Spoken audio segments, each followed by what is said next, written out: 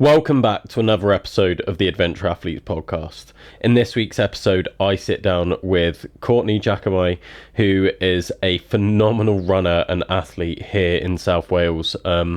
And I'm lucky enough to be one of her training partners now.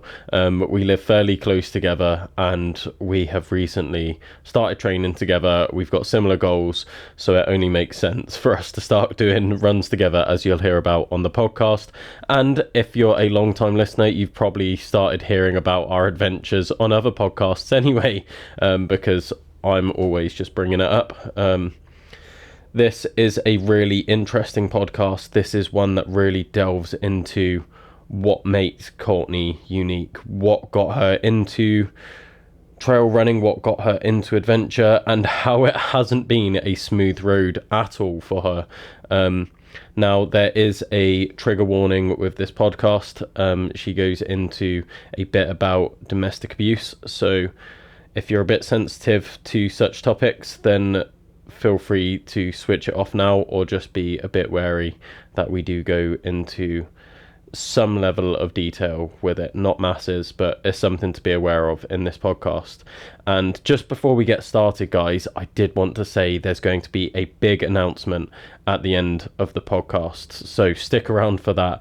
Don't just switch off when Courtney stops talking. Make sure you're here for the outro as well. But for now, enjoy the podcast. What was your call to adventure?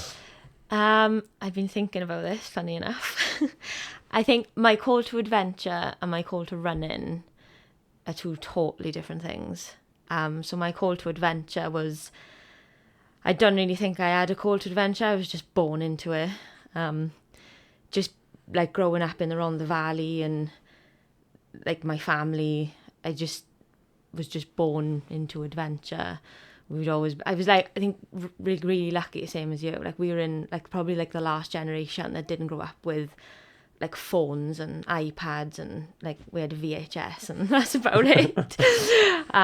So we were always out like after school, before school on a weekend, like down the park, and our parents never knew where we were, but we were somewhere up the mountain building dens and swimming in the rivers and stuff. So I just think being outside looking for adventure has always been in me from birth, probably. My dad as well was, he'll probably shout to me if he listens to this saying this, I don't think this is legal. But my dad, he was a rally driver, so he used to do the Welsh Rally Championships.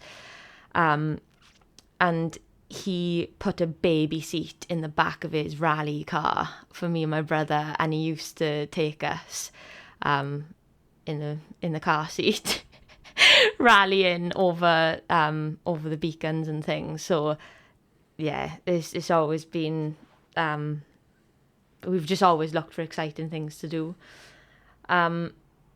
My call to running was very different. That was based around trauma, I think, as most, I think, long distance runners are. But yeah, I think I lost a lot of like that adventure aspect, like growing up and you turn into teenager, and like I just live in the Ricos and take everything for granted. I don't want to go out and just like down the park with your friends drinking rather than building dens and stuff. So yeah, I lost a lot of that. And then I started work at 16 in an insurance office. I liked school, but I didn't like it enough to stay past the age where I could leave. I did try. I've always tried to be the black sheep of the family. Not tried. It's turned into, I think, me being the black sheep of the family, as in going off and doing my own thing.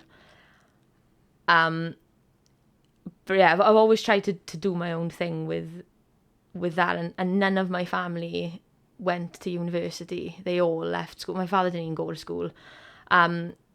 and they're all the same. So I was like, right, I'm going to go to uni and I'm going to do all this. And I managed, I think it was like 2 weeks in sixth form. And I was like, right, time to get a job. So my first job was in an insurance office in Treorchy on the high street. And I just got sort of like just inactive and like put on loads of weight, and it was just like not really achieving anything in life. And I wasn't thinking of that at the time because I was 16 and I'd had a full-time job. I thought I was like smashing it. And to be fair, I probably was, looking back. I was the only one of my friends to be making a bit of money and making my way in some sort of business. And then the boy that I was working with said something about, oh, have you heard about this Ron the roller coaster thing that happens? And I was like, no, what's that? And he explained it. And then, funny enough, like a few days later, my cousin also said, do you fancy doing the Ron the roller coaster with me? I was like, what's this Ron the roller coaster thing? So it's basically a 27-mile hike around the Rhondda. And I was like, great. I've been on about getting into fitness and things. And this was probably, I was thinking about this and checking the dates. I don't actually know when this was, but I was probably around 19, 20 years of age, probably. And I was like, yeah, great. Like, that'll be a good day out. We looked at the route and it went past a pub in Llanwano, which is about 6 miles from the finish. It goes from Barry Sidings and it's a round loop. And Llanwano pub is 6 miles from the finish. So we were like, oh, let's go for a pint and we'll do the rest of it a bit tipsy. It'd be brilliant. Let's do it. So we signed up for it. Finished work on the Friday night. Drove straight down to Sports Direct. Bought a pair of hiking boots. Cheapest ones I could find. A pair of Caramore ones. I only threw them out the other day, actually. I didn't use them after that. I just chucked them in the back of the cupboard. But yeah, bought them. Bought a pair of walking trousers. And we were good to go. And then the morning of, my cousin was like, right, we've got food now, because she was into like a long distance walking and stuff. And I was like, well, yeah, I got a couple of packets of crisps and that, like, that should be fine. And she was like, buy more food. So then the morning of, I was down Spa buying loads of food and stuff, me and one of the boys from the office. And I took my old school rucksack and we were good to go. And probably to this day, it was the worst pain I've ever been in doing some sort of physical activity. My feet were ripped to shreds. It was boiling hot days where I was in like the middle of May. I whinged the whole way through. It took us like, we definitely didn't stop for a pint. I'm sure it took us something ridiculous, like 12, 13 hours to walk 27 miles, which is madness. But I'd done it after 100 times of saying that I was going to give up. Like, the halfway point is Tom Pentra and I live in Treorchy, so I was like, just get a train.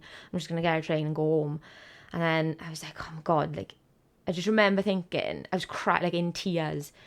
I was like, I'm 20 years of age here and I can't walk 27 miles. Like, this is ridiculous. Like, I was like overweight and yeah. So I was like, no, I've got to finish this. Like, this is the start of something now. I've got to do this. And I'd done it. I remember wearing slippers around the office for a good 2 weeks after that. 'Cause my feet, like, still now, I've never had feet like that still, like, again. And I've done a bit more than that now. Just a little bit. But I think I vaguely remember sort of coming home and saying I'm never doing that again. And then it wasn't long before I was looking at what else I could do. Signed up to Tenavan. I don't know when, maybe that was the year after, I can't remember. I was definitely in like my young 20s though. Wrote my brother along for that one. Again, both of us rocked up. Bit more of an idea of, I broke my good walking boots in for that one. But in training for that, we walked up Pen y Fan twice back to back and was like, yeah, sound, we got this. Done exactly the same thing. Both of us were in shit state. But we done it. I think I done that. You got 24 hours to climb, anyone who doesn't know, Pen y Fan 10 times. I done it in 23 hours, 55 minutes. It was literally like, I done the, like, walked down the last lap backwards because my knees were like in agony. So yeah, we done that. And then I think that one was like the start of like a big shift in my life. I sort of knew after that the person I wanted to be, and it wasn't the person I was then. I wanted to do more of that and do more like endurance events for charity, because that one you have to raise money for charity on that one. And I just thought, what a good idea. Like, I wasn't happy in work. I was sort of like at that age where I didn't really know what I wanted to do with my life, and yeah, I thought maybe that's my purpose, to raise loads of money for charity, and it's a good thing to do. So I then looked at other challenges, and like I'd done the Welsh Three Peaks a couple of times where I was like, oh, it's not big enough, everyone does that. And so then I found the Welsh 3000s. I was out in the mountains all the time then, like hiking and things. I got a dog, so I was out with her a lot to keep me company. So I was a bit more sort of, I wouldn't say experienced in the mountains then. I thought I was like, yeah, I'm like, this mountain shit is class. I'm out in it all the time. I'm brilliant. I'll take you up wherever. I know the mountains and stuff. I didn't have a clue, looking back now. But again, wrote my brother into the Welsh 3000s. We were both in shit state after that, but not as much as Pen y Fan. So you could tell that I was like getting a bit more used to doing like that endurance stuff.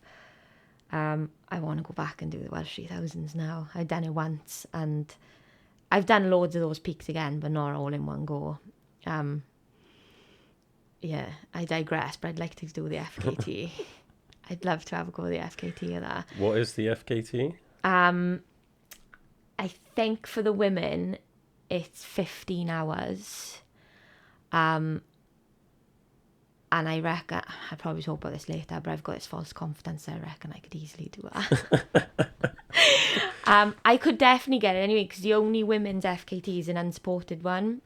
There's no supported FKT, so if I'd done it supported, I would definitely get the FKT for it.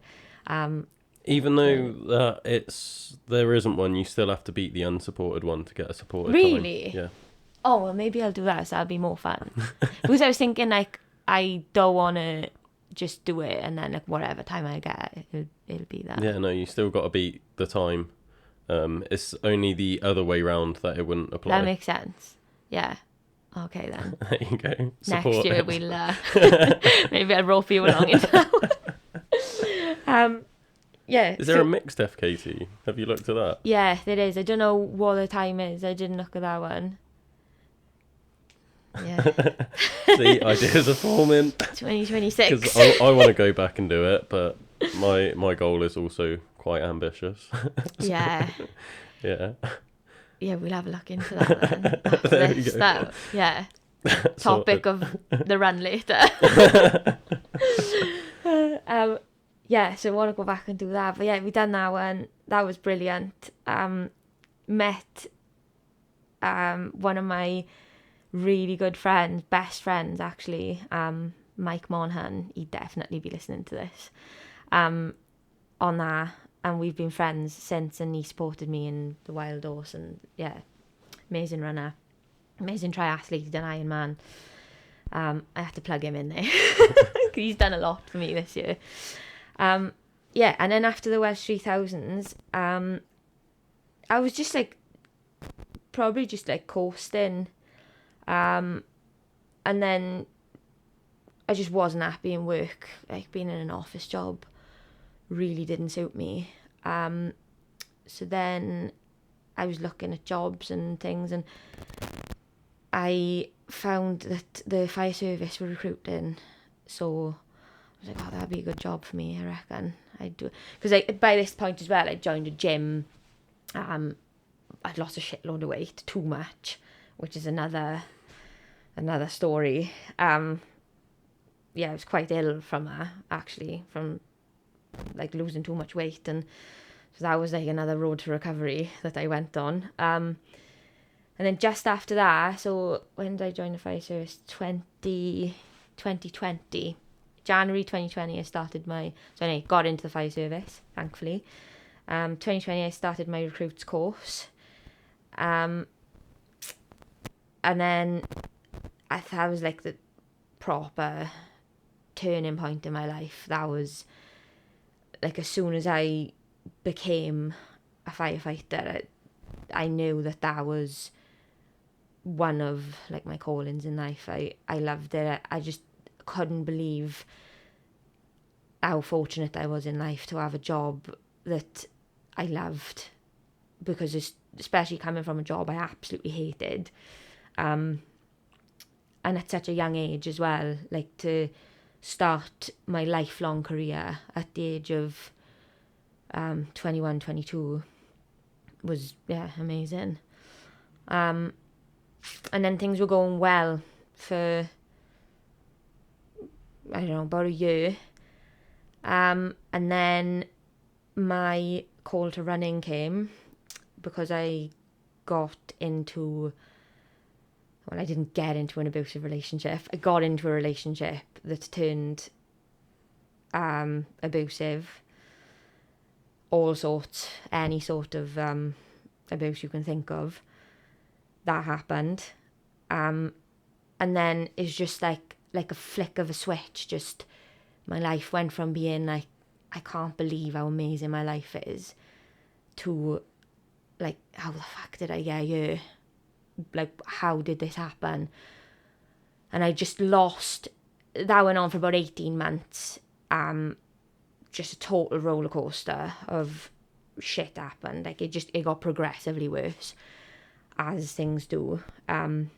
Probably should have put a trigger warning out before I said that. There'd be people listening to this now that might strike a chord with them. But yeah, I won't go too much into it, but I just lost the love for everything. I didn't go to the gym. I'd stopped looking after myself. I had a couple of what I now know is breakdowns, just total breakdowns. I've never, I'm not good at hiding emotions, and anyone that knows me listening to this will know that I'm not good at hiding anything. If I'm in a bad mood, you'll know about it. I keep myself to myself, but yeah, you'll know about it. But I've never been like a vulnerable person, and my family are amazing. We're all really close. We're all like emotionally, I would say, intelligent people. We know like how to deal with each other's emotions. We're all the same. But I wouldn't say we're ever vulnerable with each other. My dad's like a proper Valleys man, and sort of, like no one wants to mess with him sort of thing. So yeah, that time of my life was really weird because I can always turn to my family, but I didn't want to. I thought it'd be a disappointment to them being in the state I was in. So it was also a time in my life where I had to learn to hide a lot of emotions and a lot of shit that was going on. And I did it well. I was really good at it, too good. My best friend is probably the one that was there for me the most, and only because I don't know, I think your friends know you better than your parents. I grew up with my best friend. I've known her since I don't even know, I can't remember meeting her, we were babies. So as soon as I started opening up to her about what was happening and stuff, and she was like, it's got to stop, and I'm there for you. But when you're in that situation, you don't see how bad it is. And I was just turned into a horrible person. Like, I just remember telling her, like no, this isn't like, he's fine, like, it's just, he loves me, and like that's why he's doing it. Like, it's totally different to all the other relationships I've been in.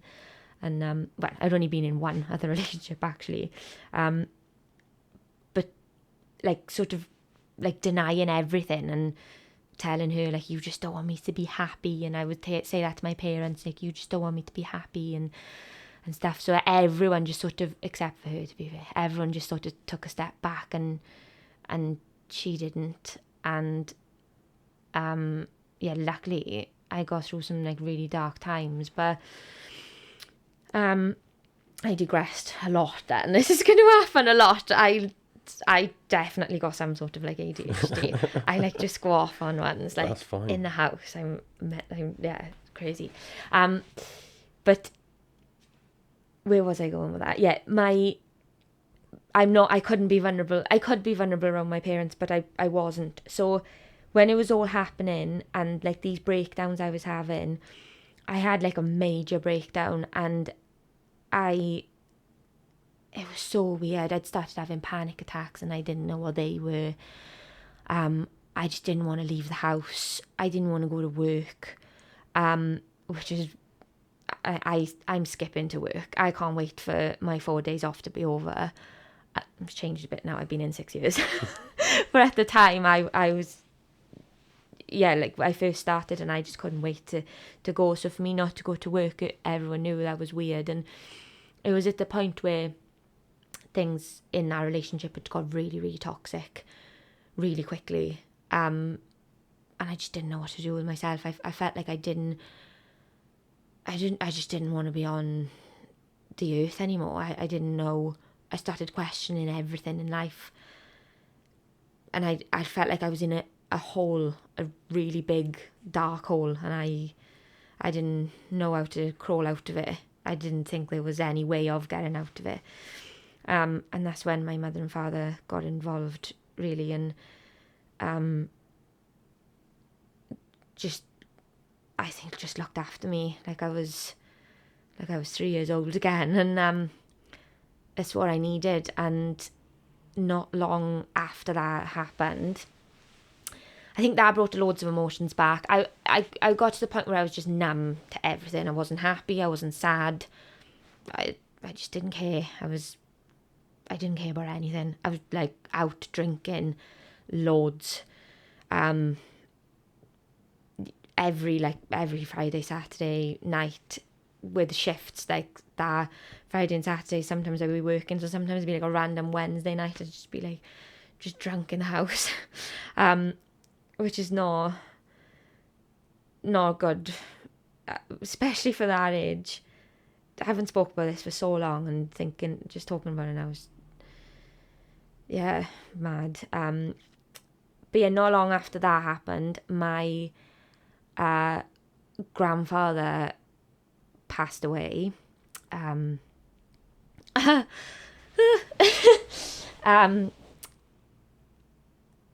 Suddenly, but he was 89, so everyone's like, oh yeah, he had a good innings and stuff like that, but like it was sudden. He wasn't ill or anything. He was climbing trees still, which is where like I get my sense of adventure from as well, and my dad got his from, and it all stems from him and probably his father.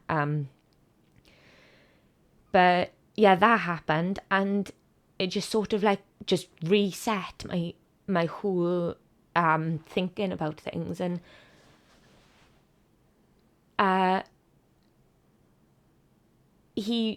we would just be up to Rickos all the time with my grandfather, and he passed away, and I was like, I've got to get back out in the mountains again. And like, what would he be thinking of me now? And yeah, that just broke me. So one sec. I knew this would happen. I was like, how can I I can't tell, like, I can't tell my journey without that happening, really, because it's just like a pivotal moment. Massive silver lining. Don't think I'll ever get a bigger silver lining than that. That one of the most important people to me disappearing was what was sort of like the best turning point in my life that I've had. And I look back on it, I don't know if that's just me making light of a really shit situation. But yeah, it changed my life. And after that, I got back out there and started running in the mountains. That was also an escape. Because I was still with him then, my relationship. And I found running just like such an escape.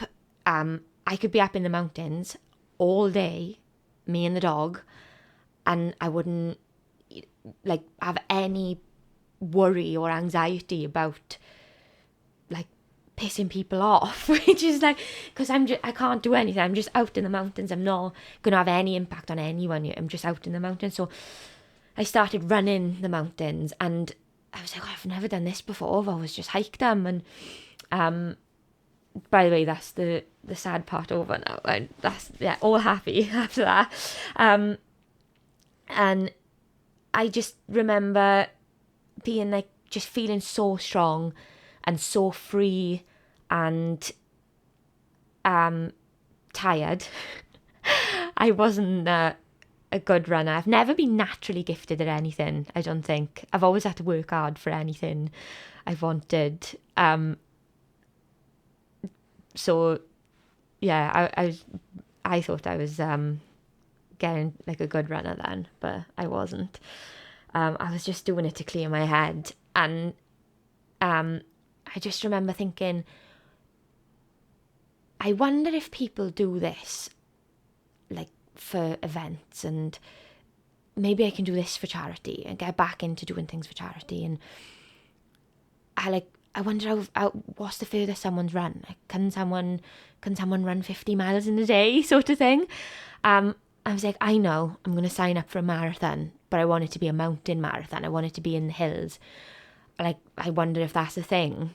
And like Googling it, and the first one that came up was the Llangollen 50k in North Wales. And at this point I'd been, like, me and the dog would go to North Wales on our own and for weekends and things. I've always like done things on my own and been fine with it.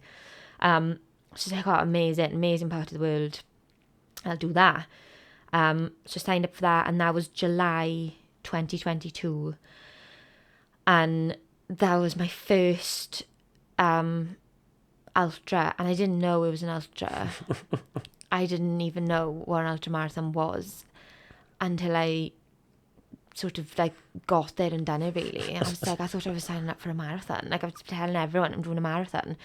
I thought an ultra marathon was just like, because it was hilly. And it's sort of a couple of days before, and I was looking at like the kit list and stuff, and I was like, well, actually I think 50k is more than a marathon. And I was like, oh shit, it's 31 miles. Never ran more than 10 miles before, like in one go. I would spend hours up in the mountain, but it would sort of be like, I'd run a bit, walk a bit, sit down for a bit. I was like, oh, it can't be that hard. Loads of people do marathons. Done it in, I was looking at my times actually the other day. I done it in 7.5 hours. I think it was like 3,000 feet or 4,000 feet of elevation, something like that. Which is quite a respectable time now. If someone told me they'd done an ultra in a 50k in that, I'd be like, oh yeah, fair play. Like, with that elevation as well. Yeah, tidy. And after that, then I just hooked. Just after that, I was looking for more. It was just after that, the day after, I broke up with my boyfriend at the time, the one the toxic relationship, I was like, I am so strong. Like, why am I going through this? To mentally get through 31 miles of hill running, I definitely didn't run it all. But to get through that, I mentally am so strong, and I didn't think I was. I thought I was like this like weak person that was getting walked all over, and I ended it, and strongly ended it. And that was it then. And yeah, like the start of the rest of my life, I think that was, which I always say that, and people like laugh at that, like the start of the rest of your life, but like that every day is. And I think I try and live like that now, and like today is like the start of the rest of my life. And because if you think like that, like we haven't got long on this earth, and I think I try not to look back. For a long time I was looking back thinking how many years I'd wasted in that period of my life, but I am so grateful that I went through all of it. And if I had to do it again, I'd do it all again. Go through that 2 years of my life. It was absolute hell, but I would do it all again just to be the person I am today, because without it I wouldn't have been. I don't know if I would have signed up to an ultramarathon. Probably would have got there somehow. But yeah, so grateful for it all, which is, people listening to this might think that sounds a bit mad, but I think you've got to look at things like that in a positive way, and I try to. So yeah, my first ultramarathon was 2022, and then I done the Celtic Ultra in that same year in the December. And then I'd been through, like, that 6 months, I'd been through like therapy, and which was amazing. That helped me. I met my now husband, who just sped the recovery of everything up. I could talk all day about how amazing he is, and how he totally flipped my life upside down again. Because I definitely was going to be single for the rest of my life after that. And I was happy to be. But yeah, he changed all that. I didn't believe in marriage either. And then, yeah, it wasn't long before I was like, yeah, I think I believe in all that now. And then here we are, married. But yeah, and then I think 2023, I didn't really do. I was like in the gym. I think I was quite a blur, to be honest. That was just like, I was just happy. I was just busy being happy that year and getting over things, and just learning how to navigate like a new relationship after coming out of a really toxic one, which is, people don't talk about that enough. Hard, really hard. But we got there. I think I'd done in the summer of 2023, I'd done the off the tarmac 13 miler, the Penavan 13 miler, and sort of go back into running and taking it seriously and things. And I won that one. I would say it was like a bit of a fluke. It was like a freak heat wave. I think it was like 33 degrees. Like they changed the start, like they made a really early start time and things because it was so hot. So I don't think many women were taking part. There was definitely more than 2 of us, so I definitely did win. I did beat someone. But yeah, I done that, and then I sort of thought, I think I was back in the gym and things, and I was like, right, I'm going to give this a good go. And then in 2024, I signed up to the Pegasus Slam, and then that was me done, hooked, obsessed. life revolves around running.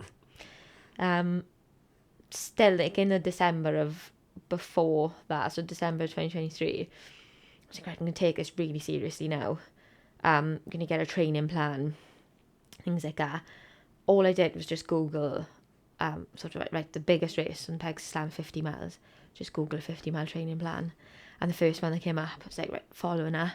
And I followed it. I think it was a 16-week 50-mile ultra training plan.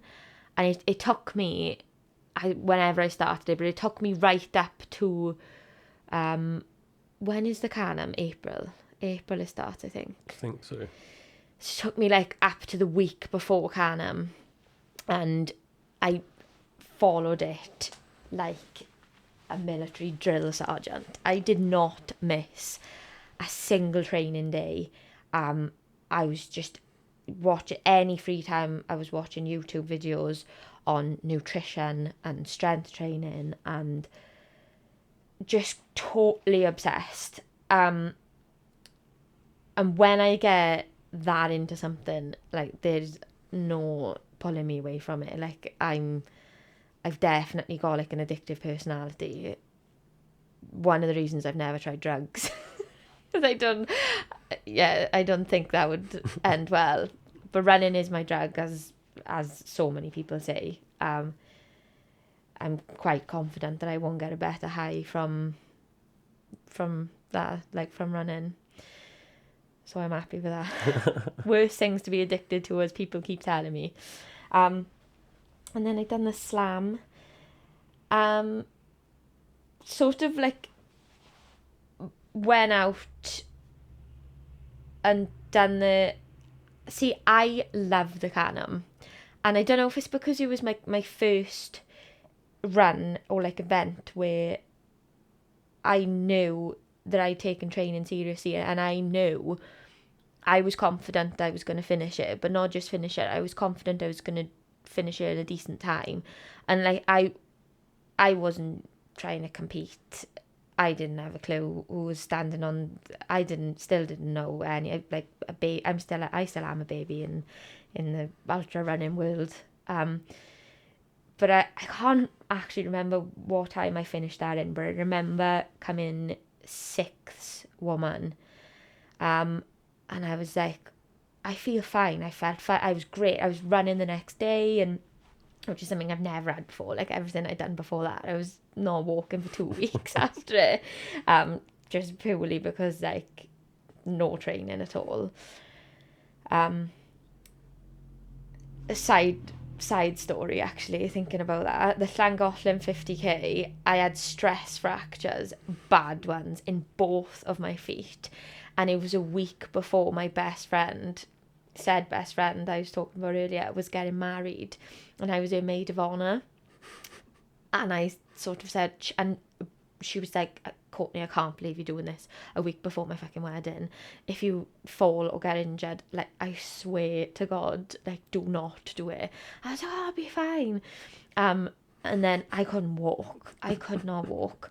Like, she got married on the following Saturday, and on the Friday, I was sort of like walking around the kitchen in the heels I was wearing down the aisle, like, and luckily, like, she means the absolute world to me. So I knew I was going to get emotional on her wedding day anyway.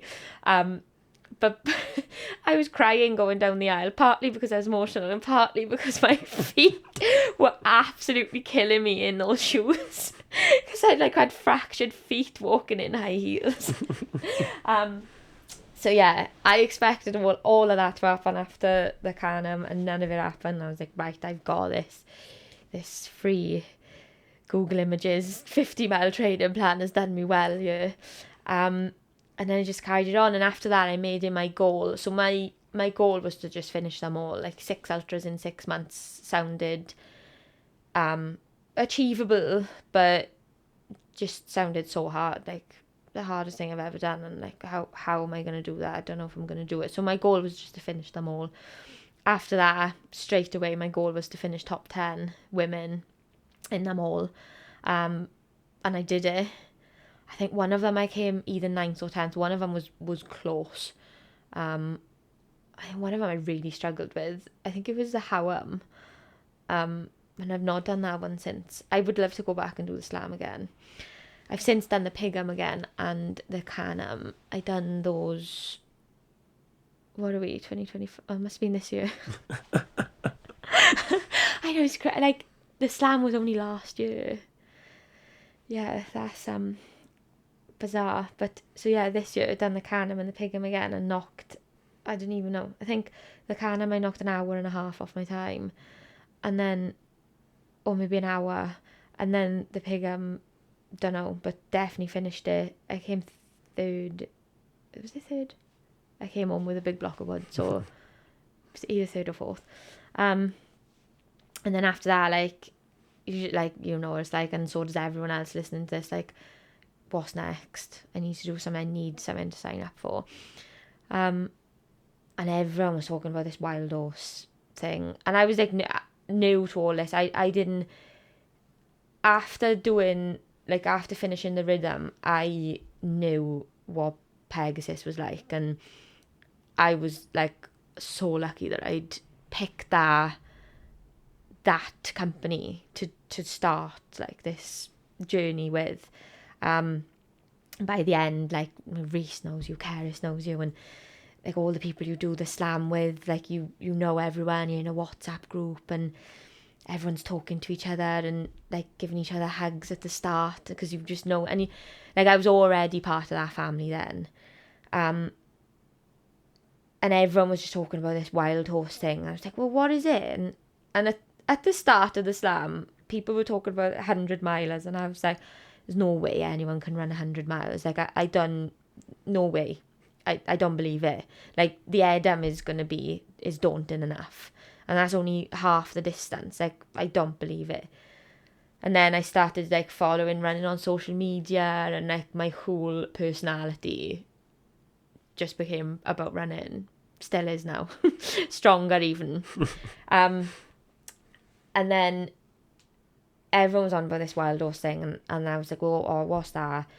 And they were like, oh, that's 200 miles. And I was like, what? Like, no way, I like that's not possible. Like, do they stop? And like, no, just from A to B 200 miles. Like, right, straight onto Google, having a look at that one, talking to Reese about it and things. And as I do every single time I sign up for something hard, couched up in a blanket with my dog on my lap, probably eating some sort of pizza or something, thought, yeah, I can do that. And I signed up for wild horse, not having done any more than the Edam distance. And as soon as I signed up for it after the rhythm, I got, so when's the rhythm? September. That was just, I got married last November, so to be fair, September to November, December was just busy doing wedding shit, which I hated. To anything that took me away from running, I hated it. And I'm not, like, again, digressing, but yeah, I hated planning a wedding. I hated it. Like, it was just not, but the actual wedding was like, I'll have to get this in there. Everyone knows anyway, but the wedding weekend was the best weekend of my life. Nothing's going to beat that. It was amazing. I just love how when we first went on a run, you was like, yeah, like I never thought I'd get married. I had a 2-day wedding. Like, what? Yeah. Yeah. Well, as I said, like before my shitty relationship, I was in like a childhood sweetheart, long-term relationship for 9 years, and I didn't want to get married. I always said, like, don't propose to me. I don't get it. I don't want to tie myself to someone, and not as in the fact of, like, that sounds as if I wanted to be out. I've never been in like late teens, early 20s, like, we'd always be out on a Friday, Saturday night down the bank. But that's like a shitty nightclub for anyone listening who doesn't know. They're on the Valley. but I've never been one, like, I've always wanted to go out, just be with girls. Like, so I was just happy, like, being with the same person for the rest of, like, of my life. Yeah, happy days, doesn't bother me. But the idea of marriage I just didn't get it. Why would you spend all our money on a day? Like, if you want to be together, just be together the rest. Why do you have to put something on it? And yeah, that all changed. All changed. This is, it's gonna sound cheesy as fuck, but when people say, like, oh, like, when you know, and you've met, like, I knew instantly. Our first date, me and my husband, well, it wasn't a date. So I don't know if anyone's interested in this story. I'm going to say it anyway. I suppose it ties in with I love, right? Oh my god, that was 5 different subjects. I love how you ask one question and people make a 2-hour episode of it, and I get why now. But ties into the adventure side of things. I done a very short stint in the Army Reserves, so I joined the TAs as an infantry soldier. So I always wanted to do it. I always wanted to do something like that. And again, was looking for every sort of escape out of that part of my life. So I joined the reserves, seeing that they get paid to do, like, adventure training. They get paid to go rock climbing and do all these things, which I'm paying for now. So it's like brilliant. And if I can shoot a few rifles, happy days, amazing. So I joined that. I done about a year there. And my husband was the sergeant. He wasn't my sergeant, he was a sergeant there. But he was the PT. So he was taking the the fitness tests and things, like the yearly fitness things you have to do. And he took the fitness test that I did. I sort of knew who he was anyway, but it was the first time I properly met him. That was 2 days after that first ultra I'd done that Llangollen 50k. And I said, like, look, I've got stress fractures in my feet, I'll do what I can, but I can't do the bleep test. I think he called me a pussy or something. And I done the bleep test. Made it worse, made it 10 times worse. And yeah, after that, I think he just sent, like, a generic message out to everyone saying, like, well done today and stuff, and then said to me, like, oh, I hope your injuries are not worse, like, well done for pushing through, sort of thing. And then I weren't long after, we were going hill walking like, he said, oh, do you fancy a hill walk, and we'll go over the beacons and do, like, maybe, like, some nav exercises or whatever. I was like, yeah, sounds good, sort of thing. And I didn't know if it was just going to be me and him, if it was, like, a group thing, just, like, if anyone asks me for an adventure, I'm up for it. Yeah, let's do it, let's go. So we done that, and then, like, we both single, and we just got on, like, straight away, really. And then that same night we went on our first date, and then, yeah, that's what happened. But when you know. And it comes at you, like, look out, anyone who's not like you, it'll do. I'm telling you now. Yeah, and then we had a 2-day wedding. After all of that, we had, everyone rocked that Friday and went home Sunday. For 3 days, really. Yeah, spent our life savings, and it's still, they're the best thing ever. Yeah, and then I did Wild Horse, having not done more than 50 miles. So that was the next big thing. You still need to do that. Do I though? Yeah. Rich was trying to talk me into it this Everyone morning as does. well, and I'm just like, I sent out a reel this morning to a few people being like, oh, in 2026, someone's going to invite you to do a race that scares you. And it's really important to say yes. You say yes. And then Rich was just like, oh, so you're going to do Wild Horse then? And I was just like, mate, it doesn't scare me. Yeah, like, I know. I'm not scared of Wild Horse. He was like, you're fucking terrified. Sign up. And I'm just like, fuck up, Rich. That's why you're not doing it. Oh, yeah, that's definitely the reason I'm so scared of a 200-mile race when I'm going to be doing 300 milers back to back. And you've done, what was the 6? 220? 230. Yeah. So. But Wild Horse, petrified. Yeah, right. No, I'm just not interested. But I have said I'm gonna throw this in as many times as I can now. If a pickle company wants to sponsor me, I will dress up as a pickle and do Wild Horse. like. Yeah, so make sure you're sharing this with the pickle companies. I'm throwing this into every podcast ever now. Like, it's my life goal to get sponsored by a pickle brand. Do you like pickles? Yeah. Like, what, love them? No, just I started eating them on the 6. I've never really eaten them before. What is it with pickles? Like, Rich was not Rich. Who am I talking about? Dan and Nick. Nick was talking to me the other day about the pickle story in Canada. And now you were talking about pickles. Yeah. But it seems like all the really good runners are eating pickles. Right, that's it, on the way home now. I got some downstairs. We'll take a jar out on the run. A mid-podcast pickle. That's what I'll have to do. I'll just have jars of pickles along the back. 100% doing it. Yeah, just when someone gets emotional, like I just did, pickle. And make it better on us. Genuinely, like the amount of my Instagram feed now is just pickles. I'm not even joking.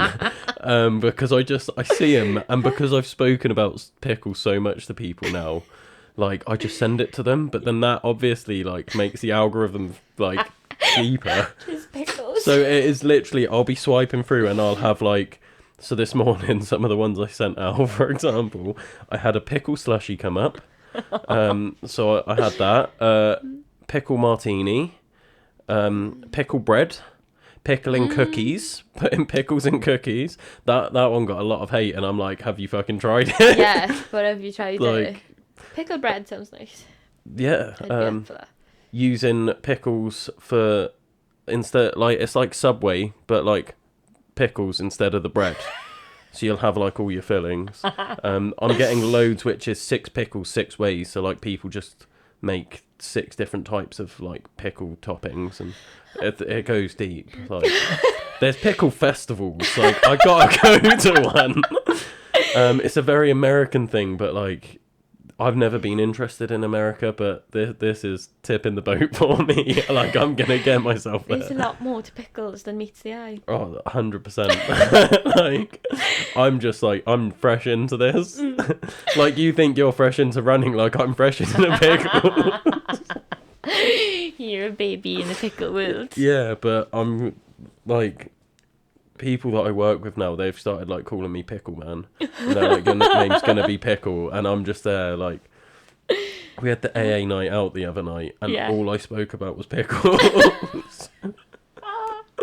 So, yeah, like, if I don't get sponsored by a pickle brand, like, I don't know what I'm going to do. Yeah. Like, that is my life goal. I've seen the pictures of that Olympian that's sponsored by cheese, and she had those photo shoots with a giant wheel of cheese. Me and pickles. Like, I can see it happening. You just have to turn the tracksuit, like, green. And, like... AA rebrand, everything's green. Yeah, adventure athletes eat pickles all day. If we could get adventure athlete pickles... Now then. Now we're talking. But like snack size ones, so you could like take them. Oh like, yeah, specially designed for ultras. De-juiced pickles. Because you couldn't carry a jar of pickles. Well, I mean, flask. Let's try it. Your little flask. Fill it with pickle juice and have some pickles in there.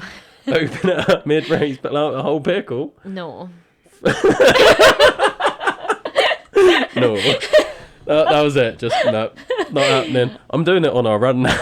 Right, yeah. I think we need... It's got so many electrolytes in it. You won't need an electrolyte drink. Just drink pickle juice. I thought you were going to say it's got so much potential then. It does. I'm selling this here. Yeah, I'm Electrolytes, sold. you don't need... And the best thing about it is they've done... Well, I don't know if they've done studies. I'm chatting out my arse now, but I've heard that it settles your stomach. So when you're doing ultras and you get a dodgy stomach, drink some pickle juice, settles your stomach. Yeah. So, you know, Okay. you get the electrolytes without the shits. Yeah. Fucking Dan's out doing fucking, what was it, Sirona, and he's down in bottles of Pepto-Bismol. Should have just had some pickle juice. Pickle juice. We'll try it. We'll try it on the next one. We'll just fuel with pickles. This is what I'm saying. Like, I said this because I was on the Rockman podcast the other day, and I said it at the end. Like, I was like, right, pickle brand, sponsor me. I'll do 100 miler dressed as a pickle. I'll eat only foods like I'm seeing on my Instagram that are like predominantly pickles, and I'm only gonna drink pickle juice. Like, I will do it to get sponsored. Like, people are underestimating the lengths I will go to get a pickle sponsor. And I only started eating them a couple of months ago. Okay. Goal for 2026. That's your number one goal. Yeah. 300 miler. Pickles. That's secondary to the Yeah. pickles. Yeah. I can't wait. Can't wait to see what you do with it. I don't even know how we got onto this. Yeah, I don't know how to get off it. No. How do we get off this subject? I don't know. I'm here for it. Everyone's gonna get fed up of me talking about pickles now, but yeah, like, I would say ask me a question, but you haven't got any questions. no, I don't plan the questions. One question at the start. That's all you need. I agree. It's done well. I agree now. I've been doing this for like almost 3 years now. Yeah. And it hasn't done me dirty yet. I know. So I agree. Before when we were just talking now, and I was like, what if I run out of things to say? Like, have you got any, think of some questions to ask me just in case? yeah, and we haven't, and we've got on from your life story, literally your life story. We've gone from that to how you got into running and running Wild Horse, and we're pretty much up to date with your running almost. Up to date. Almost up to date with your running. Then we got into your wedding. From your abusive relationship to your now trauma. Yeah. Wedding. Pickles. Bit of running in between. Yeah. Could we really like top the topic of pickles though? Like, I don't think so. Do we just end the podcast here? Yeah. Okay. Thanks for having me. No, bringing it back to running then, because really that's why you're here. Well, kind of. Yeah. So you did Wild Horse. Mm. Didn't you do Wild Horse after having surgery? Yeah. Yeah. Yeah. Let's go into that. Is it that camera that I'm on or that one? That one. I don't know if anyone can see. I gotta get that in there because it's like my party trick and how bad that is. Basically, yeah. So I about a month before, maybe over 6 weeks before Wild Horse, me and my husband were kicking the rugby ball back and forth, with my niece and nephew, and they were like, "How far can Uncle Carlo kick it before Auntie Courtney can't catch it?" So I was like, I can catch anything, sort of thing. So he was kicking it up, I was running and catching it, and I was like, right, I've had enough now. And they were like, oh, one more, do it really high. And I didn't catch it. And instead, it landed right on the top of my little finger. And I sort of, was like that sort of thing. And I knew straight away that I've never broken a bone in my life. I fractured my skull when I was little, so I suppose that's a broken bone, to be fair. That's a broken bone, yeah. And the stress fractures in your feet. And that one, yeah. But completely snapped the bone, which was this. I hadn't done it. So, I've never been in a cast then. So, I sort of looked up and I was like, that hurt. And then, like, everyone was laughing, like, oh, I thought you could catch anything, blah, blah, blah. And I was like, I just broke my finger. And all my family were there. And, like, my father was like, shut up, you'd be screaming. Like, you'd be screaming if you broke your finger. And, like, this is typical Gareth Guy, my dad. Any injury we had as children, like, Dad, I've really hurt myself, and he'd just grab it and like, oh, Dad, I think I broke my arm. Oh, let me see. Like, no, it's fine, you can move it. So it's like, Dad, I broke my finger. No, let me see it. Like, moving about like, it's fine, man, it's not broken. You'd be able to see it if it was broken. I was like, right, okay. And then the day after, I was just black. I was like, I think I should go to A&E. And we were on a family holiday in West Wales at the time, which we go a lot. Like, I grew up, we always went on holidays in West Wales, like cottage holidays and things. Like, we never went abroad. But yeah, so I sort of know West Wales quite well. So I knew the closest hospital was Withybush. So I went down there. I think I rang them, actually. Yeah. And there was a 9-hour wait in A&E. I was like, right, tape it up. Googled it. What do they do for broken fingers? They don't do anything for broken fingers. Just tape it up. So I taped it up. And that's how I stayed for 4 weeks. Just taping my finger up and then just ripping the tape off in work anytime we had a call and I had to put my gloves on. I just rip it off. Sort of be like this, trying to get my hand in a glove. And then just carried on like that. And then it must have been 3.5, 4 weeks, and I was like, this is ridiculous now. Like, it was the size. It didn't fit in my glove by that point. It was massive. So I was like, I've got to go to minor injuries. And they x-rayed it, and it was literally split in half. Like, the x-ray just showed, like, a clean, straight break straight through the middle. And the nurse was like, oh, no wonder it's been hurting. And I was like, right, sound, what can you do for it? Like, are you going to put it in a cast for a little finger sort of thing? And she was like, I think that's a bit worse than that. And I was like, what do you mean? So anyway, that was the Friday. On the Monday, so that was a Friday morning. By the Friday afternoon, I was having a phone call to say I needed emergency surgery on it. And they were going to do it either the Monday or the Tuesday. And I was like, look, thing is, I'm starting a 200-mile ultramarathon on the Wednesday. I don't think it's a good idea for me to have surgery before that. Like, I'll just leave it. And they said, if you don't have this surgery now, it won't be classed as an emergency and you'll probably never have the surgery unless you go private and pay for it. And they were like, it's already so far gone that it started to heal. Like, it's not, you're going to need to have it. Like, you'll have loads of problems. And I was like, oh, like, my job and stuff, I need my hands. I play the guitar as well. So I was like, oh, like, that'd be devastating if I can never play the guitar again. She's like, right, fine, I'll have it, but it's got to be on the Monday. It's got to be on the Monday. And to be fair, the surgeon that done it was like, he's a runner as well. I've since found out he's a really good runner. He trained with Mo Farah. I know. He like sold it to me. He was like, oh yeah, I've done a bit of running. I know how important it is, sort of thing. So he said, right, I'll get you in on the Monday morning. You'll be out by Monday afternoon. So I got there and he was like, right, it's going to be, I never know. I should know more medical terms with my job, but I don't. I'm not the best at first aid. Basically, it's either local anaesthetic or general, innit? So the one that they put you to sleep, that's general. General, yeah. So they were going to do that. So we'll do it.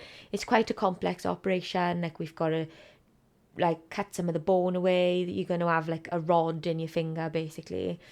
So we'll put you to sleep because it's going to be uncomfortable and quite long. And I was like, no, can't do that. I've never had an operation before. I've never been put to sleep. I don't know how it's going to affect me. And like tomorrow, because that was the Monday. So on the Tuesday, like, we were driving to Chepstow to the start line for the Wednesday morning. I was like, I'm going to Chepstow tomorrow to do a 200-mile ultramarathon. And they were like, what? Like, no, like, you can't do that after this. Like, it's like, you're going to ruin the surgery. Like, it's quite a complex surgery. I was like, it's only a little finger. Like, just numb it, do it awake. So then I caused a bit of a stir then, because I was booked in. It was like in the fucking, whatever you call it, like the dressing gown thing that they send you to theatre in. And I was like, look, I can't be put to sleep. This is really, like, I've spent the last 5 months of my life training for this. I've got to do it. So the surgeon and the anaesthetist came round and was like, look, we'll change the plan. We can do it awake, but it's going to be horrible for you. I was like, yeah, fine. Just do it, because I can't be put to sleep. So then I had it done awake then. And it wasn't actually that bad. I was like, I watched it all. It was weirdly, there might be something wrong with me, but I actually enjoyed it. Just like, when did you get the chance to see someone like inside your finger, cutting it open and stitching it up and taking bones away and stuff? It was, yeah. I didn't enjoy it when the anaesthetic wore off. Fucking hell. It hurt. So then I think I got home about 6 o'clock Monday afternoon. I hadn't done any of my kit for Wild Horse. I hadn't prepped any of it. So done all of that Monday night and Tuesday morning, and then just drove to Chepstow. And on the Wednesday I was doing it, and I had to run. Probably the first day of Wild Horse I was running like this, because any time I put my arm down it was just throbbing. I tried not to take, so like on the Tuesday I was dosed up with like all the strongest painkillers you can think of, and I was like determined not to take painkillers from the start line of Wild Horse, because I didn't want it to numb the pain of the race. I wanted to feel it. I wanted to feel what it was like to run 200 miles. I don't think any amount of painkillers I took would have numbed the pain of 200 miles anyway, looking back. But yeah, I did manage the first couple of days without painkillers, so that was good. But it obviously didn't give me the best start. Didn't sleep like for the 2 days, because I was in pain the night before because of the pain and like nerves and stuff like that. But already I was thinking, I don't know if I'm gonna get through this. I don't know how. It wasn't long before that where I was questioning how any human being could run 100 miles, let alone 200. And now I'm on the start line of a 200-mile race. So I wouldn't say I didn't have confidence in myself, because I knew how much I trained for it, but I just didn't know if I could do it, which is the whole reason I signed up to it. I think it's a bit, I like signing, I need at least one thing to sign up to that I think is gonna be the thing I fail on. Because I think I need it. I need to experience that failure to then work harder and to know what I've got to work on and things. There's so much I learned from Wild Horse, though. So much more things that I would change than not change. Like, I got through it, but I just got through it. Like I didn't do bad. I think I was 10th woman across the line. Not that even came into my mind. They're purely just finishing it.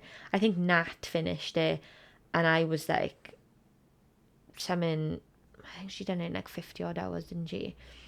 And I'm sure at that point I had like 98 miles left or something ridiculous like that, maybe a bit less, but it was something ridiculous. And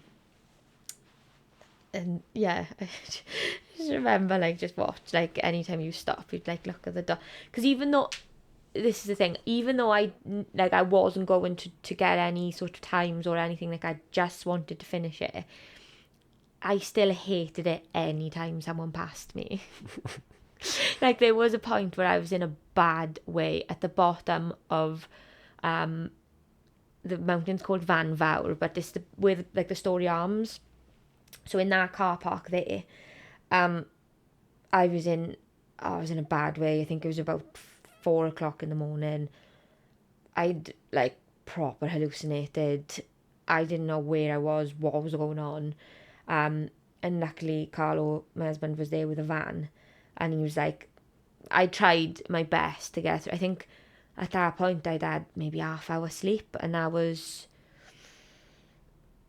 I think I was about 120 miles in, I think.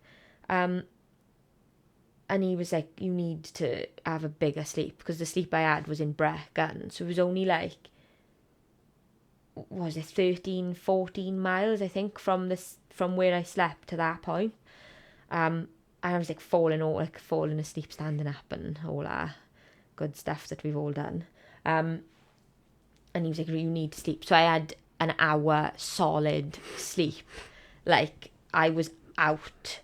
And I sort of like woke up, and I said to him, like, wake me up after 20 minutes. I'm not having more than 20 minutes. Wake me up. And he said he tried to wake me up, and like, he was like, there was no moving out. And he was like, look, you asked me to crew you. I made the decision. It's an hour sleep, and you're going to be able to go faster. It'll be good. So I woke up like tamping. I was like, I can't believe you let me sleep for an hour. Like, how many people have passed me? Like, I'm probably in dead last now. Like, this is ridiculous. Like, proper having like a tantrum. I think like 2 people had passed me. But like, I caught them up, and then like down the road. But it sort of mattered to me then. Like, by the time I got to the end, I literally didn't care. I wanted people to pass me just so I'd have someone to talk to, because it was a lonely, lonely place at some point. But I loved it. I love being on my own, suffering. And it's not suffering. It's like, people say it's not suffering at all. Like, people say, like, oh, everyone questions us, like, why do you do it and things like that. And, like, I'm just like, because I love it. So it's like, why do you go down the pub drinking? Like, I wouldn't ever ask someone that, because that's what they like to do. Like, don't ask me why I'm going to run 200 miles. Like, because it's just sort of like, why do you do it? Like, they look at you as if there's something wrong with you. And maybe there is. But if it is something wrong with me, then I don't want it to ever be right. But yeah, people say like they have points in races, and they question like, why am I doing this? And I've never had any other feeling than that. But when I get to a point where I'm like in that pain cave, and I'm down and low, and I'm like, oh, like, I don't know if I can finish this. I'm like, why am I doing this? And then straight away, I'm like, well, this is why I'm doing it. That is why I do it. To feel all of that. And going back to like, why it's not suffering, because we put ourselves through it. We choose to put ourselves through that pain and suffering, if you want to call it suffering, if want of a better word. But I just think there's people in the world suffering, and they don't want to be suffering, and they're going through the worst suffering imaginable. We can't compare what all this crazy shit that we do. We can't compare that. Like, to even use the same word sounds bizarre to me. We're putting ourselves through it, and I love it. It's a privilege to be going through all of that, because I've chosen to do that. I'm the only one in control of that, and let's put myself through that. And coming from a place where I've suffered at the hand of someone else, and not wanting to now say that I can put myself through that by choice, it's the best feeling in the world. So when that low does come, I'm like, yes, this is what I signed up for. Especially then coming out of it, 'cause it's going to end. It's like, what's a low in a race? Maybe even if it's a whole day, even if you've suffered for the whole day. It took me 4 days to do Wild Horse, and even if I suffered the whole day, which is very unlikely, the next day is going to be better, or like the next hour is going to be better, and you're going to have that high, and no more so than the finish line. Like, that's the biggest high ever. Although on Wild Horse, the finish line for me was a bit of an anticlimax because I had my high on like Rossilly Beach. I came round that corner on Rossilly Beach and like seen the top of that cliff and knew the finish line was there, and I've never ever felt that high before in my life. Like, it was the best feeling I've ever had in the world. So then by the time I got to the end, I was like, yeah, well, my finish line was the end of that beach. I've been trying to get my head around this recently because I have a similar thing where I don't get that excitement and joy and everything at the end of a thing. No. It's always like just before. So like on my 6th, I had it at Edam, and like you see the pictures of the finish line of Edam, and like although I'm in like the most pain I've been in, like we're there being like, hey! And I'm like hugging people, I'm crying, I'm laughing, just like everything, and then you see the finish line of Ridham the next day. And then I'm just like bent over and I'm like, oh, I'm just going to go sit down, guys. Sound done. Completed it. Right, what's next? What's next? Get me home. But like, I don't know why I don't get that same feeling that day. Like, why is it earlier? Like, yeah, I don't know. I think for me, it's because, so like Rossilly Beach is, I think, 5k from, it is 5k. Because I started doing these like little videos on Wild Horse that I was never going to put on social media, but I did, and I'm glad I did now, because I think people watch our back and they say like it makes them really happy and it inspires them, which is something like I don't know how I inspire people, like, mad. But that you've got 5k left, all you've got is a beach in front of you and a big fuck off hill at the end, mind. Like, just to put that in it, that is a horrible climb, but also the best. You know, so much like it's like the worst pain ever, but it's like this is like the last climb to the finish. But you know you've done it, don't you? You've got like 3 miles left, and I think the high comes because, and I'm so glad I had it there because I had that 3 miles. So I had that 25 minutes of pure like pride and joy, because you don't get 25 minutes of the finish line really, especially after something like that. Like, I got to the finish line, touched the gate, had that little interview, and I was like, get me home, get me in a shower now. Like, I could not wait to get off that finish line. And I, like, since then I've given everyone advice, like, just like stay at the finish line and revel in it and take it all in, because you need to. But I had all of that in that 20 minutes, half hour of the last like 5k of it, and I'm so glad I did. So then by the time I got to the finish line, I was like, well, I knew I'd done it then, and that was like my finish line. But that was, if I never remember anything, and I will remember now because I've done like that video thing, and I'm gonna take out, I've done the same with Serona, just to remember like the highs and the lows of it, because you do forget, you know. And I definitely forget the lows, which is why everyone does. They must do, because they keep signing up for more. I mean, you forgot that you did Canham and Pigham again this year. Yeah, this year. This year. That's mad.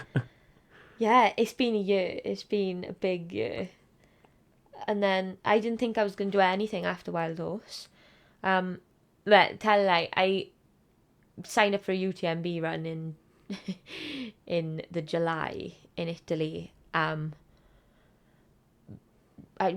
We based our summer holiday around it, and I thought, I've always wanted to try a UTMB. I know is like really negative things about it, but I thought, right, I'll give it a go. Mainly, like if it was any company that had done it in that part of Italy, I would have signed up to it. It just happened to be a UTMB one. So we base our holiday around it. I thought, after Wild Horse now, I can sort of like cut back, have a bit of a rest on the training, and it's been a way to sort of step down now and just run for fun, basically, rather than run for training, because there's a big difference in it. I was like, spend all day up in the mountains running in Italy, and we can have a 10-day holiday after it. And severely underestimated that one. I didn't even look at it, to be honest. I just seen that it was in the Italian Alps, and we'd been there before. Like, we've got a camper van, so we drive there, and like, that is my favourite holiday. Just, we book one way the train from Folkestone to Calais, and don't book anything else. Just not even a return ticket, and we just go. We've got 2 weeks off work. Let's just see where we end up. And we ended up a couple of times in the Dolomites in Italy, and the Italian Alps and things, and I've always said I'd love to run them, so I thought, well, what better way to treat myself after finishing a 200 mile ultramarathon than to go and run the Alps. So it was 100-kilometre one, but it was only, it was like 55 miles, I think, so it wasn't quite 100k. But what I failed to look at was that it was 28,000 feet of elevation in 50 odd miles. So it wasn't the nice, peaceful day out running that I thought it was going to be. I mean, you're in the Alps. You're going to get some elevation. Yeah. But it was amazing. It was, amazing day. One of the best runs I've ever done, actually. I struggled so much.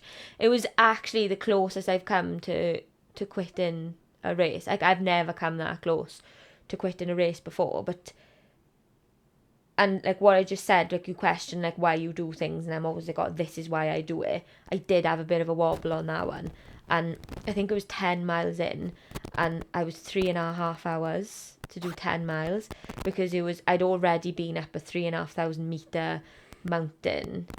I don't know what that is in feet. Like, you like shouted at me the other day, because you were like, you work in miles, but you work in meters. That doesn't make sense. It doesn't make sense. Yeah. I think I don't know what kilometers I have means. so many arguments with people about kilometers versus miles. But at least with them, they do miles and feet. And I'm just like, just fucking pick one.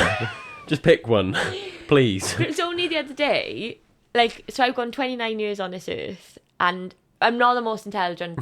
Well, some things I'm alright. Like, I done really well at school. Book smart, yeah, great. But common sense wise, fuck. That's why I'm a firefighter and not a paramedic, because I didn't do well. Like, I'm not, practically put me toward anything, I'll work it out. But like, I don't know fake numbers and things like that. Like, but it was only the other day when you said, like, yeah, but if you work in kilometers, you can see how far in meters, in elevation, like the distance you've done over elevation. And I was like, Yeah, you figure out the gradients and stuff. I was like, right, okay. I just compare everything to Wild Horse now. I'm like, Wild Horse 33,000 feet, and that was over 200 miles. But this is what's confusing me even more, is because this whole podcast, every event you've done, you've been like, oh, it's this many feet. Because it says in the race manuals. But then, like, when we're out running, you're doing it in meters, and I'm just like, that's even more confusing. It's because I don't even pay attention to it. I just run, and if there's hills involved, happy days, and if there's a big hill, I'll just run it more than once. But I've learned now to start paying attention after that one. In Italy, it was like my husband was picking me up at the finish line, and because it was like an A to B, it wasn't a loop, and I was like, I should be finished by like 9 in the night. Give myself like about 15, 16 hours, because it's quite hilly. I finished at 2:00 in the morning. And it was boiling hot. I think at the hottest part of the day it was 36 degrees. But it was like snow on the ground. It was amazing. It was, an amazing experience. But it goes back to this false confidence thing. Like, it didn't even faze me. rocking up to the start line of that. But it's all from Wild Horse. It's just, I started, like, again, another turning point in my life. I keep having these, like, and I keep calling them turning points, actually. I don't think now they're not so much turning points. I think now it's just like another chapter, rather than a turning point, because I am the person I want to be now. And I know that I just want to get better at being the person I am, rather than just changing the person I am. But like the start of Wild Horse, I was a totally different person to the finish of Wild Horse. People say like they find themselves when they go travelling to fucking Thailand and all that. Like, I found myself in those 4 days over running across Wales. Like, totally different person. I became my own best friend. Yeah, I've never been like that. I try and look back on that now and being like, right, just remember like how much you loved yourself after Wild Horse, and try and channel that, because I'm slowly starting to go back into the Courtney that beats herself up about everything. And I don't want to lose that part of me, because I think that's why I push myself so hard. It scares me thinking about losing that part of me, because even though it's a negative part, because sometimes it's extreme how much I beat myself up. It's not just a sort of like, oh, I could have done better. It's like a spiral on how shit I am at everything. I don't want to lose. I think I want to lose the extreme part of that, because it's not a nice feeling. As you know, it's not a nice feeling that you're shit at things, and feeling that nothing you do is good enough. But the extreme part I want to lose, but I want to keep a little part of it, a part that I can control then, I suppose, without spiraling, because it's why I push myself to be better. If I thought I was amazing after every run I did, then why would I try and improve? So yeah, it's given me a confidence of like, I can do anything, but still in the back of my mind I know I'm not going to win things unless I get better, which is the stage I'm at now. I want to be better. I want to run, I don't think further than 200 miles doesn't appeal to me. Unless I can, like, I want to now do things faster. I want to start winning things now. Like, I want to start getting on the podium. But then again, like, I also don't want to lose the fun of it. And it's a fine line, I've realised recently. Since Sirona, when I signed up for Sirona, because I signed up for that after I came back from Italy. Because I was like, right, yeah, fuck the chilling out. Let's just go for it. Let's just see how much I can do now this year. Wild Horse was just the start, and I thought it was the end. Like, that was just the start. But I have so many stories from Wild Horse, from being at like the middle of the park, the back of the park, just like being with people and hearing people's stories and going through something like that with people you just bond with total strangers, and it's amazing. But Sirona, I ran pretty much all of it on my own. I spoke to a few people like at the start, and I think like up to about 50 miles, I suppose, I was running with Chris, his name is. I met him on the Wild Horse. I think he made it to like 100 miles and then DNF'd. And then he sort of came back for redemption on Sirona. So I sort of knew him from that. So we ran like the first, I think, 50 miles together. And then after that, I sort of knew what position I was in, like third. I was like, right, let's press on. Let's fucking go for it. And it's two totally different experiences. Chasing a podium and just being in it to finish it is two totally different things. And I don't know I love the feeling of being on the podium, but I also don't want to lose the feeling of being in amongst it with everyone. So first place is a lonely place to be. yeah, and even like I came fourth in Sirona, which, because Pegasus is like absolutely amazing, that's a podium position.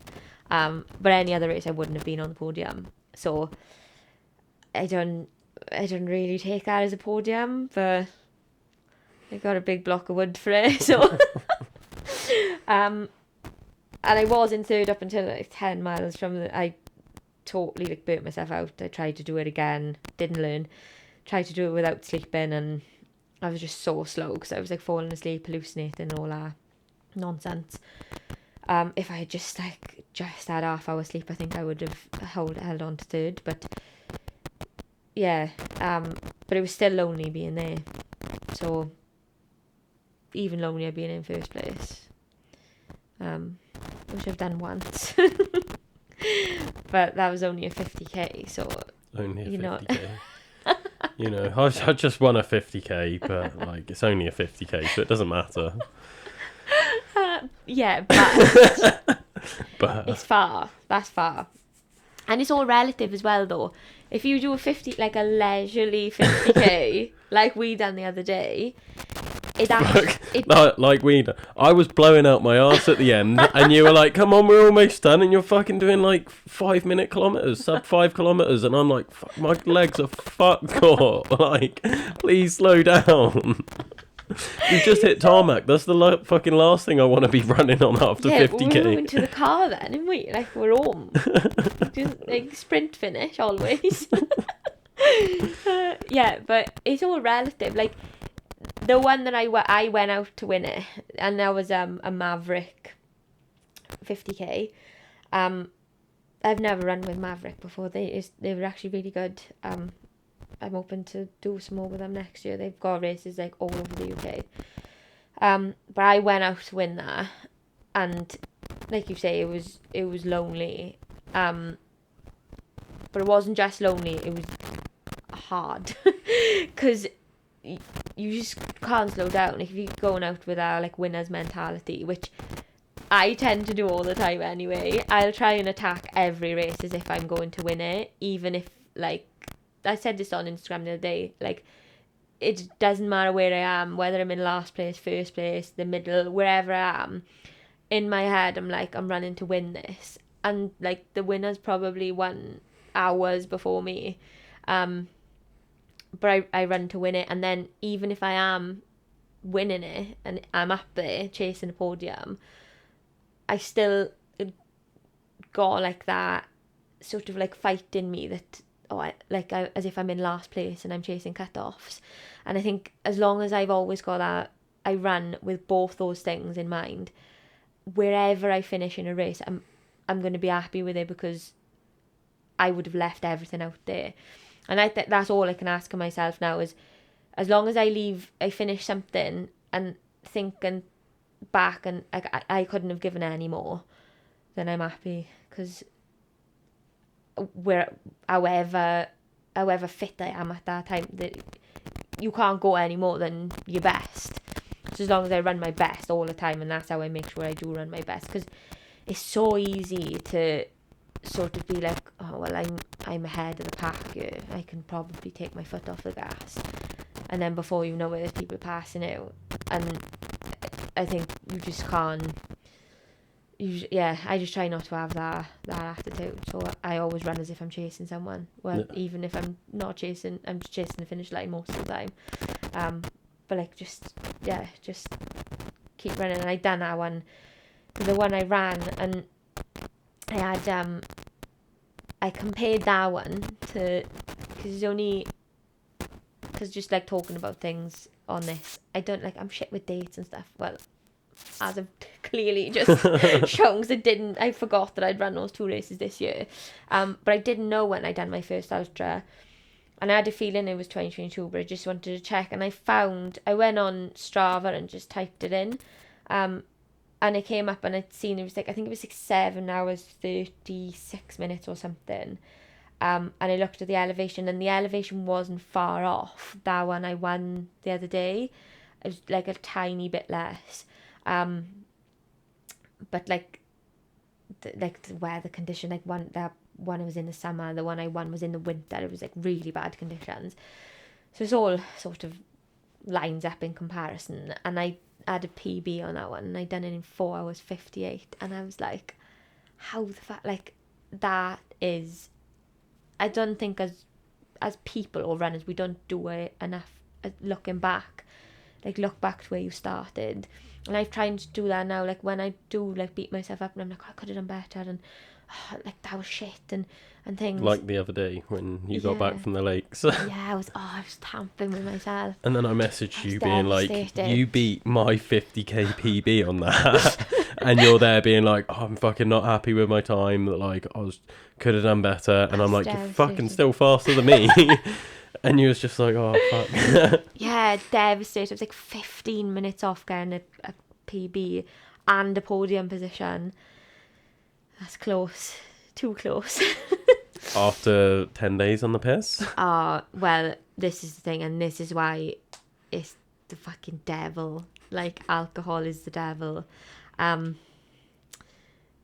Also why I don't drink, and why I hadn't drunk all year up until then. And just because I signed up for it like really last minute, and I was like, well, I'll just do it for like the last race of the year sort of thing. And like running in the Lake District seems like a nice idea in November.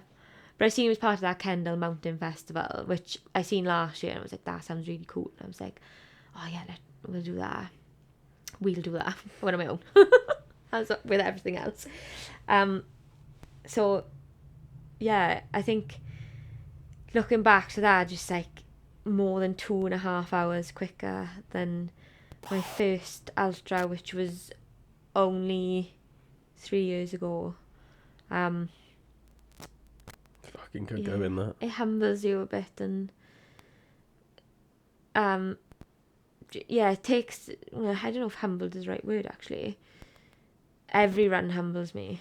Every run I do, I go out with this false confidence, thinking I'll smash this. It's only 30 miles. It's only 40 miles, and I'm like, oh fucking hell, this is far. This just humbled me. The mountains always humble you, and I love it. I'm not even sure it's false confidence after this conversation. I think it's more like, don't mean this in a bad way, but like I think it's like ignorance, because you're just like, yeah, like I don't even know like how far I'm running, or like I don't pay attention to elevation. If there's a fucking hill, I run it, and it's just like, I think you just don't know what you're signing yourself up for. No, I don't. And then it's just like, yeah, fuck it, let's go. Like, yeah. I'll be fine. And then it's like, oh shit, like should have probably looked a bit more into this. Yeah, definitely. I did with Wild Horse though. Like I tried to like meticulously plan Wild Horse. To sort of change that attitude. If I was going to get to 200 miles, I needed to plan. I needed to know what I was coming up against. I recce'd I didn't recce the first 50 miles, purely logistics, it's too far away. But I recce'd it all, just for a mix up with training as well. Like when you're training that much, doing the same routes over and over again. Like I know the Ricos like the back of my fucking hand, and I love it. But when you're looking for a bit of motivation to go out, well, motivation doesn't even come into it. If I only ran when I was motivated, I wouldn't run at all, I don't think. So when I really don't want to go out, just doing the same routes is hard. So I found recce and Wild Horse, and that's also been my advice to people who have asked me that are doing it next year, is to just go and recce, because mainly because it's a change up of scenery, and it's somewhere that you've never been before. And doing 25 miles somewhere you've never been before doesn't seem like 25 miles. Yeah. But to recce it, to remember it, pointless. Don't even bother. Unless you're like always going there. Yeah. Like I look at like Smicky and John Hares, for example, and they're always doing like parts of the Epona route, and I'm like, they could probably do it with their eyes closed. Yeah. They'll be fine up in the Black Mountains. Exactly where they go in. This is why I like trig hunting though, because it's like it makes you go to places you wouldn't have gone before, Yeah. and like some of these places are fucking shit. But it's like it's something new, and it's like that, like you're saying, it just motivates you to like just go and do something different. Yeah, it does, and it's more of an exciting thing to wake up in the morning and think, oh, I'm going to go and explore. I'm going to have an adventure. And The more you something. can gamify training, the better. Like, yeah, definitely. Trig hunting, just like collecting things when you're gaming. Yeah. Like segment sniping, that's a game. Yeah. Like, which I didn't even know about until we went for our first run. And then you commented on my Strava like casual CR, and I was like, what the fuck is CR mean? What's a CR? What's this segment sniping thing? Like I don't use I got this super duper watch, and all I use it for is to tell the time and how far I've ran. yeah.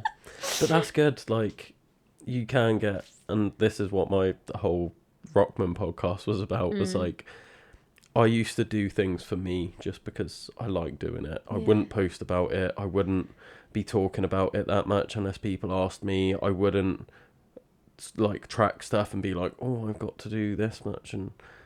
And then I got really sucked into all of it from being part of like this ultra community, which I love being part of. But then it is like, oh, I got to do better. I got to get a PB. I like, oh, that run wasn't great because I didn't hit these stats. And now I'm just like, I'm trying to get back to being like, well, stats are important because I'm a coach, but also fuck stats. Yeah.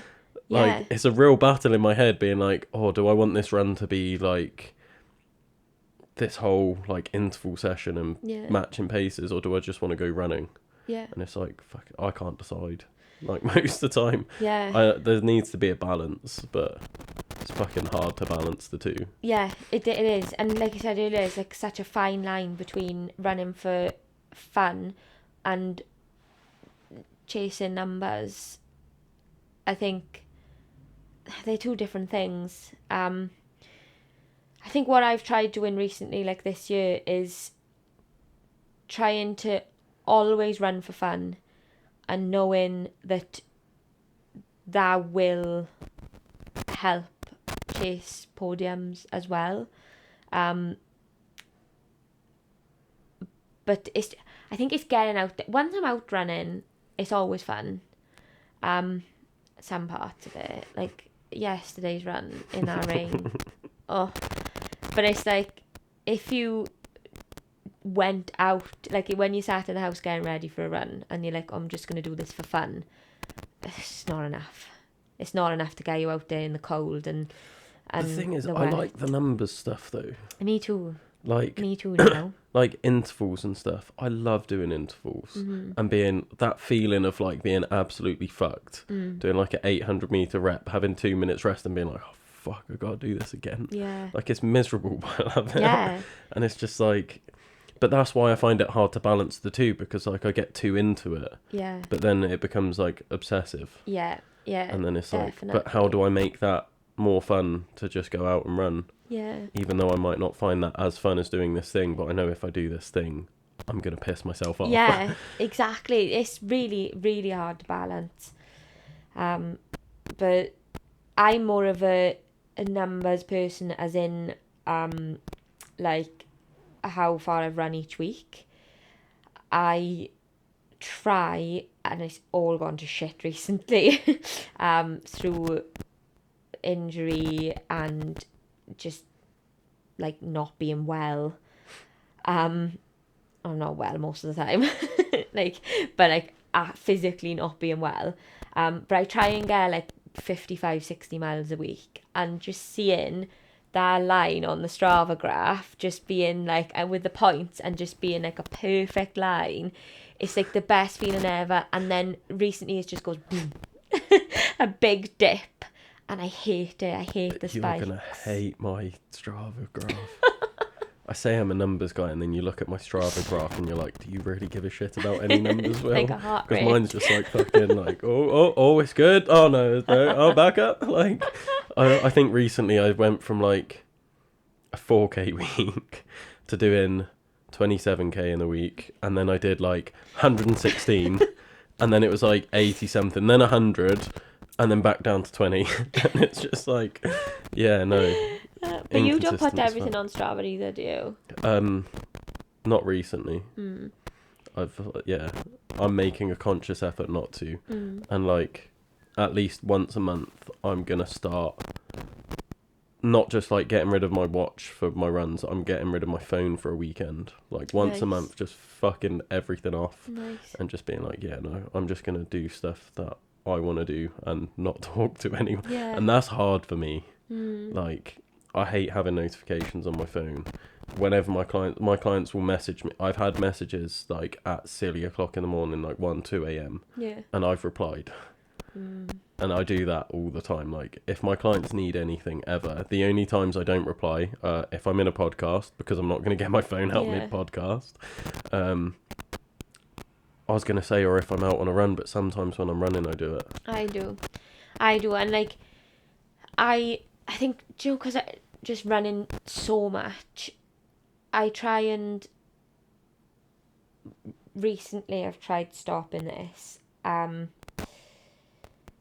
started that breath work therapy, and it's brilliant, absolute game changer. But the reason I started that is because my head just doesn't switch off. My mind is so busy all of the time, and if on my time off work I'm doing a long run, well, not if, when I'm doing a long run, if I'm out for 4 hours, I'm like, oh, I could use this 4 hours to do something else that I need to do. So I'll be like making phone calls, like speaking to, like, I mean, I'm not an important person. Like, people don't need me as such. But sort of like, I'll start arranging things. Like, if I'm taking my nan shopping or something, I'll ring her and be like, right, what day do you want to go shopping this week? Or I'll like speak into my phone and make my shopping list then of what I like, the food I need in the house. So I do that like all when I'm on a run, just to get like kill two birds with one stone sort of thing. But then I'm not fully in the run, and I don't like that feeling. And it passes the time sometimes, like on a long run, but I find it hard to be like present. So I've tried working on that, and I've got so much better in the last couple of months at just being present in the moment. Because things can wait. Like, like nothing in my life is needs to be done there and then. Like, nothing is that important that I can't do something else instead of, if that makes sense, other than running. Like that is priority. Number one priority is running. So yeah, I've tried that, and tried just quietening my mind as to, I don't need to be busy all the time. I can just sit down and chill out. Running's helped that as well though, because like, I don't want to get injured. If I'm doing anything that's going to jeopardize me training, I'm not going to do it. So I try and remind myself of that, and I'm like, right, is this going to jeopardize my recovery? Yes. Okay, so I'm not going to do it.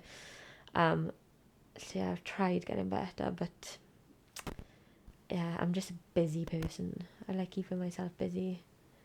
Yeah, I can relate to that. Yeah. Apart from the whole, if this is going to jeopardise my training, like, I won't do it, because I'll still do it. Like. Well, I mean, yeah, maybe it's probably the people listening to this would be like, what? She's talking shit. But you are like me in a sense that things that jeopardise your training is more training. Am I right in saying that? I mean, everything I do is basically training at this point. Yeah. Or related to training in some point, like Yeah. this podcast. Yeah. All about training. True. My job is all about training. Everything I do for fun is all about training. Yeah. I actually went on 2 nights out now, and they're both to do with training. Yeah. Because one was adventure athletes, the other one was the CrossFit gym I work at. Yeah. So it's all training. Yeah. It's just all like, you just constantly working. Every aspect of my life is adventure athletes. Yeah. Like, I can't separate the two. The only thing in my life that's not adventure athletes is like my nephew. Yeah. And I'm like, even then I'm like, he'll be an adventure athlete one day. Yeah, let's speak to him about it. When's he gonna come climbing with me? When's he old enough? Like, let's figure that out. But do you enjoy it? Yeah, but it causes a lot of issues in my life. Yeah. Because like you're saying, like, I can't then switch off, like, ever. I've got nothing else Yeah. other than training. And it's the thing of like, if either my training or my business is going badly, I'm going badly. Yeah. Like, I can't just be like, oh, well, I got this other thing going on in my life. Oh, I've got like a family, or I've got like a job or whatever. Yeah. It's like, well, no, because like that is me. And because I'm so invested in everything I do, like if it doesn't go well, like that's me. Yeah. And then I'm just in a hole. Yeah. It's hard. It's hard to balance like life and like the things you enjoy and the things you have to do. I find it hard. But yeah, I try. Half of me finds it hard. I've got such a split personality because if I was giving advice to someone else, I always sound like people always come to me for advice, and people for some reason think that I've got everything together and I haven't, and it's because of the advice I give, and it's advice I wish I could follow myself, and if I did follow myself I would be in a lot better position, but it's so hard when you're just at a constant battle in your own mind. But yeah, like I just think we've got to just do whatever we enjoy, and if anything gets in the way of us enjoying life, just let it go. And I wish it was as simple as that, but I try and stand by that. People think that life is like long and that everyone's gonna have like a really long life, and I hope that's the case. Like, I've got a lot of years left on this earth, hopefully. But have I? Like, who knows? And I think that's one thing I have learnt. I hate talking about the fire service. I hate talking about my job. Like, it's just a job. It's just same job. Like, everyone else goes to work every day. So do I. I just happen to do some cool stuff, I suppose. Well, some people wouldn't say it's cool, but obviously some days are worse than others. But it's one thing I've learned from that is that how fragile life is, and none of us, and literally every single person on this earth, none of us know when it's going to be our last day on the earth, and everyone takes for granted that they've got all these years left and they're going to grow old and they're going to just pass of old age. And unfortunately, tragically, that is not the case for the majority of people. And I think for us to be so ignorant to think that we are going to be one of those people is mind-blowing to me. And my whole perspective on life has changed since seeing how easy it is for life to be taken from us. So I think we've just got to do whatever makes us happy. And if something is stressing us out or making life worse for us, we've just got to cut it off or change it. It's inevitable that we're going to go through shitty times in life, and I beat myself up about having a shit day because I've got that mindset of what I've just said. When I do then have a shit day about something trivial, as in like I haven't got time to clean the house, or like I've started, my ADHD's kicked in and I've started decorating one of the rooms and I've left it half painted and half wallpaper, like walls are stripped half because I've like got fed up of it or something else has come into my mind and I'm like, I really need to finish this, and get stressed over that. I'm like, it's not important. That is really not important. Like a constant battle in my head with things like that, but the majority of the time I try and live as if it's like the last day on earth. And if today just so happens to be my last day on earth, am I going to go to bed that night thinking, yeah, I'm happy with today and I'm happy with how I've lived my life up until now. And it's not like that. Most of the time, I would probably say, like, no, I'm not happy with that. But sometimes it is. And then those days I can look back on.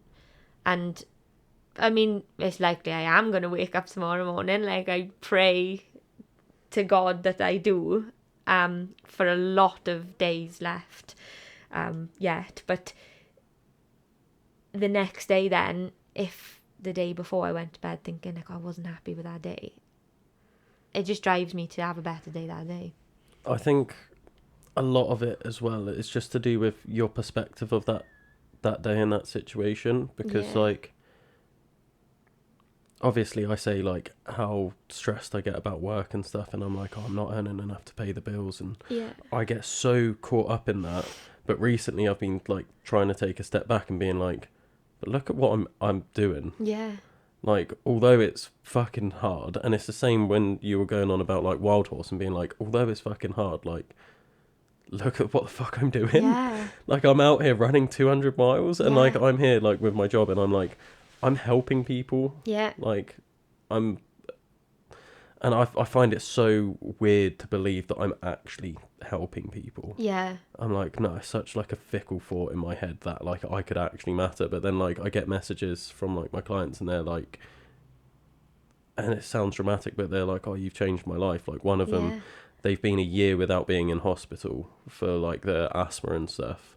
And they were like, you could have been the person that's like saved my life, because like I don't know when that next hospital trip would have been the end for me, and they were in hospital every month. Yeah. And they're like, shit, like you could be the person that's like changed that for me. Yeah.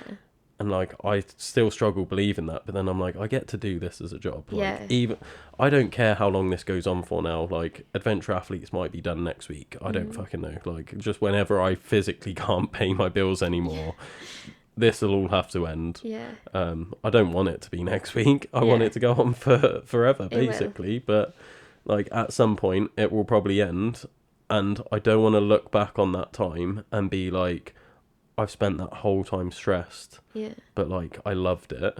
Yeah. I'd rather be able to look back and being like, I'm so glad I could enjoy it in the moment when I'm doing it. Because like, yeah, it is stressful and it does like get to me some days, but fucking I'm lucky as fuck to be able to do this. Yeah. And like how, and like you put yourself in that position to. Yeah, but I think like to be there. A lot of people are in positions where they are actually really fortunate, but they just don't take the time to appreciate it. Definitely. But then like when they get older and they look back, they'll be like, fuck, like that was such a good time. And it's like, we need to start realizing in the moment that like this is the fucking good time. Yeah. Like I get to. Again, this seems stupid, but like, I get to sit here and have a conversation with you. Like, we wouldn't have met if it wasn't for the podcast. Yeah, no. Like, I get to do podcasting. Like, yeah, I know, it's amazing. And you don't, this is the thing, like what I said just now, I think what brought us on to this is that we don't, not just as runners, but as people, we don't take time to look back on where we've come from. Unless it's a bad thing. I think if we look back at I was fitter then, I was skinnier then, I was whatever, I wish I could be like that now. Everyone does that, but no one does it the other way around and thinking like, oh, look where I was then and look where I am now, like how much have I achieved and how much better off I am, and just give yourself a pat on the back sometimes for doing it, because it's hard and people don't realise, I think, from the outside looking in, how hard people only see your successes. Like no one ever sees how many times you've picked yourself back up to get there, I think. And then people call it luck, like, oh, you're so lucky to be able to do what you do, you're so lucky to be able to run that far, and so lucky to have your own podcast. And it's like, it's not luck. It's just hard work. Yeah, I use luck in a different sort of sense. Like, I do feel like I'm lucky that I get to do this. Yeah, but it's not lucky that it happened. Yeah, yeah. Yeah. Agreed. Definitely. And yeah, again, I just think like it's not just about looking back and being grateful for it. It's you're trying to be grateful for it in the moment. Because I look back at this year and I remember I was having a conversation with someone recently, and I was like, this has been one of the worst years of my life when it comes to my depression and everything. Like I've had in my head, I've had such a shit year. And then when I was looking back at my year the other day and what I've done this year, Yeah. on paper, I'm like, this is literally the best year of my life. Like, Yeah. I've done so much. I've done 22 ultras this year after doing 3 over 5 years before now. Yeah, amazing. I've achieved so much, and it's not just like that stuff. It's the stuff that I've done for other people and the people I've met through the podcast. Like, we only met a few months ago. I know. If that. Yeah. And then it's like the amount of people that I meet through doing the stuff that I do, and like everyone I've met this year and everything I've done for others and for myself. But in my head, when I've been doing it, it's been so shit, and I've been so stressed and depressed and down and negative. And it's like, I'm looking back and I'm like, I've had such a good year. Why have I been so fucking down and hard on myself? Like, why haven't I enjoyed this year? Yeah. And it's just like, what the fuck have I been doing? And part of it has been me being obsessed with things. And it's hard running the business and being like, well, I need to make more sales. I need to do this. I need to do that. And I have to look good doing these things. So that plays a part in it, which is why I'm now trying to learn to switch off a bit. Yeah. But it's just, I think just everyone needs to just be like, what's going on right now is fucking great. Yeah. Like you're saying, like, I don't know when I'm going to die. I don't know when I'm going to get ill next. Yeah, I don't know when I can't exactly do the things that I want to do because of whatever it might be, whether it's financially or physical situations or, like, I don't know what's going to happen. So, like, just fucking enjoy it now. Just go for it, yeah. And just don't think too much into things. Just go for it. I think give yourself grace on the days where you are having a bit of a shitty day. Because forcing yourself out of that mood is not going to work. So just be kind to yourself and give yourself grace for that. And then, like you just said, like what you did, just remind yourself of what you have actually done. Like, write it down. I'm not into like journaling or anything like that, or like writing things down. But if I started writing the things down just this year, I'd probably forget most of it.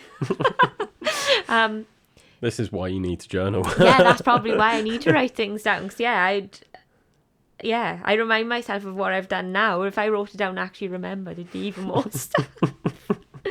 But even just being here now, like, I find it mind-blowing how I'm on a podcast talking about me and running and life, and like I said to you when you asked me, who the fuck wants to listen to me talk for, I don't even know how long I've been talking for now, like 2 hours or whatever, like who wants to listen to that? And you were like, so many people have told me about you, and I'm like, what? And I don't know people, I don't know anyone. Why are people talking about me? Bizarre. I mean, I'm still baffled that people listen to my podcast. Like, not because of the guest, but because of me. I'm like, surely you've heard me chat enough shit by now that you're just like, no. But then I'm getting on people's like number ones on Spotify. How amazing is that? That is amazing. It's all people I know, but still. But they still, like, they want to listen to you. And if you think of when Adventure Athletes was just a little idea in your head to now, like the following that is gaining and gaining and gaining. I still don't see that. I still think it's like this little idea in my head. But it's not, because like, well, I'm here, like at war. Like, I don't, like, we've crossed paths. Like you said, you volunteered at the Pegasus runs and things. Like we must have crossed paths quite a lot before. We would have both been at Ridham last year. Yeah. I was the one in the saying.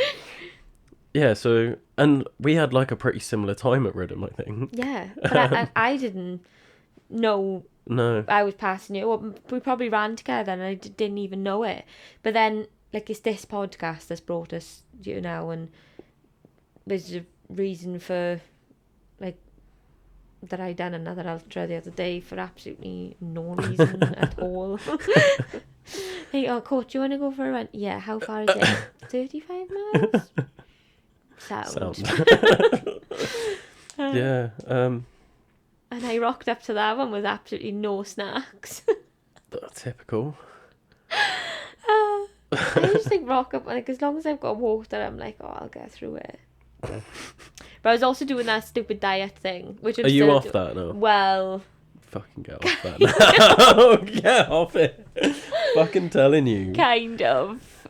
Yeah, fuck that off. Better now in terms of, like, I've always had my nutrition wrong, I think. And, like, going back to what I said, I want to be better now. I want to be faster. Don't necessarily want to run further, but I want to be faster at running far. So I need nutrition, like, nailed. So I've got, like, pickles. That's what you need. Pickles. This is what I've been doing wrong. That's what you're missing from your nutrition is pickles. Next year's events, pickles. That's all I'm taking. That's all you need, I'm telling you. You'll see me win 100-miler dressed as a pickle eating only pickles and you'll be like, shit, he's onto something. I'm going to get it going. Everyone's laughing at me and then I start winning events and they're going to be like, fucking hell, like, and it's the pickles. Next thing you know, Killian Jornet is in a pickle costume. Me and Killian just team up to make a pickle brand. Like, normal pickles. Fucking nothing normal about these pickles.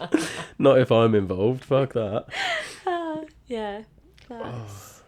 So yeah, next year, pickles.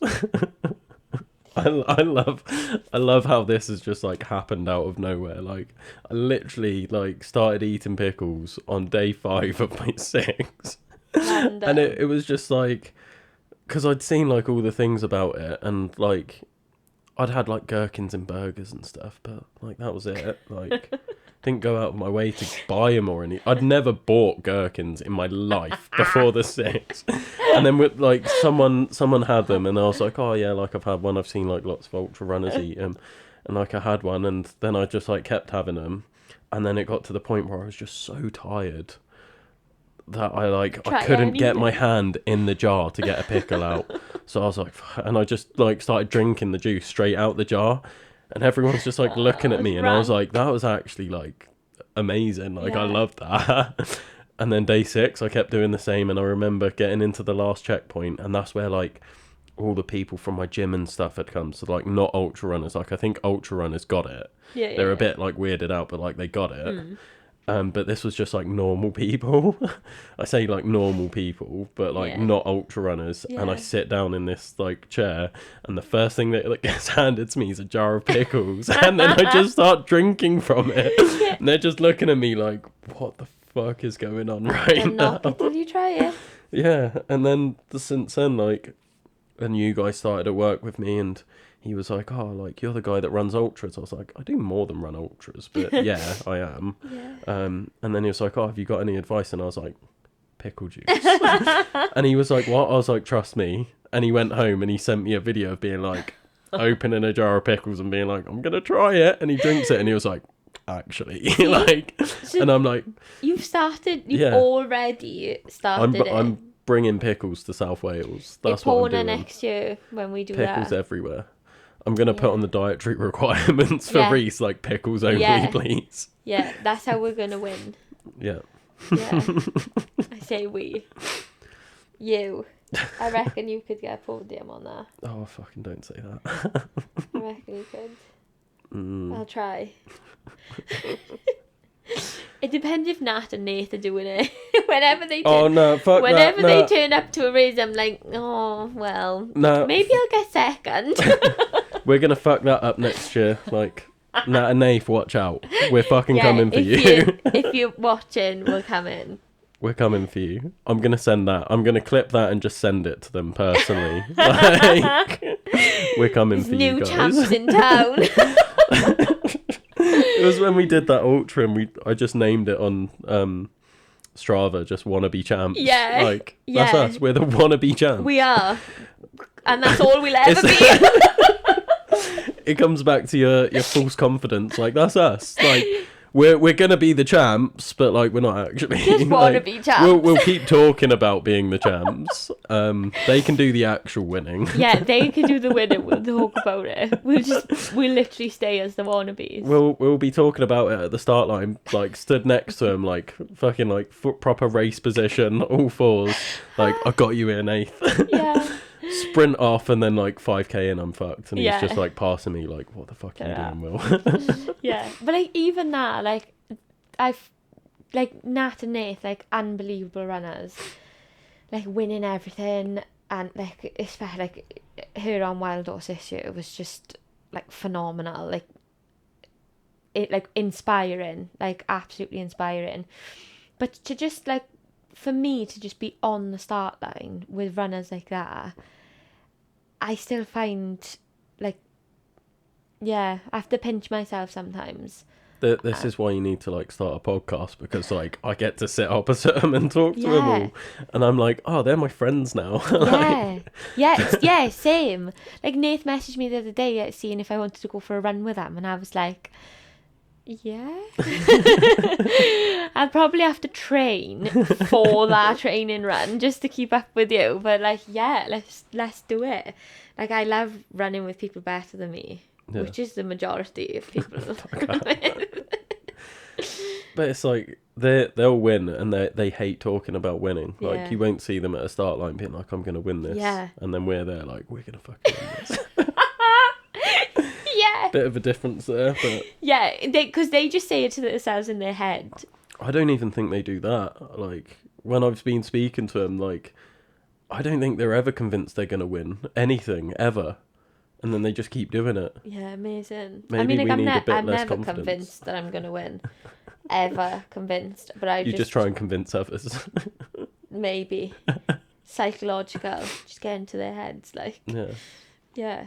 No, I'm never convinced I'm going to win anything.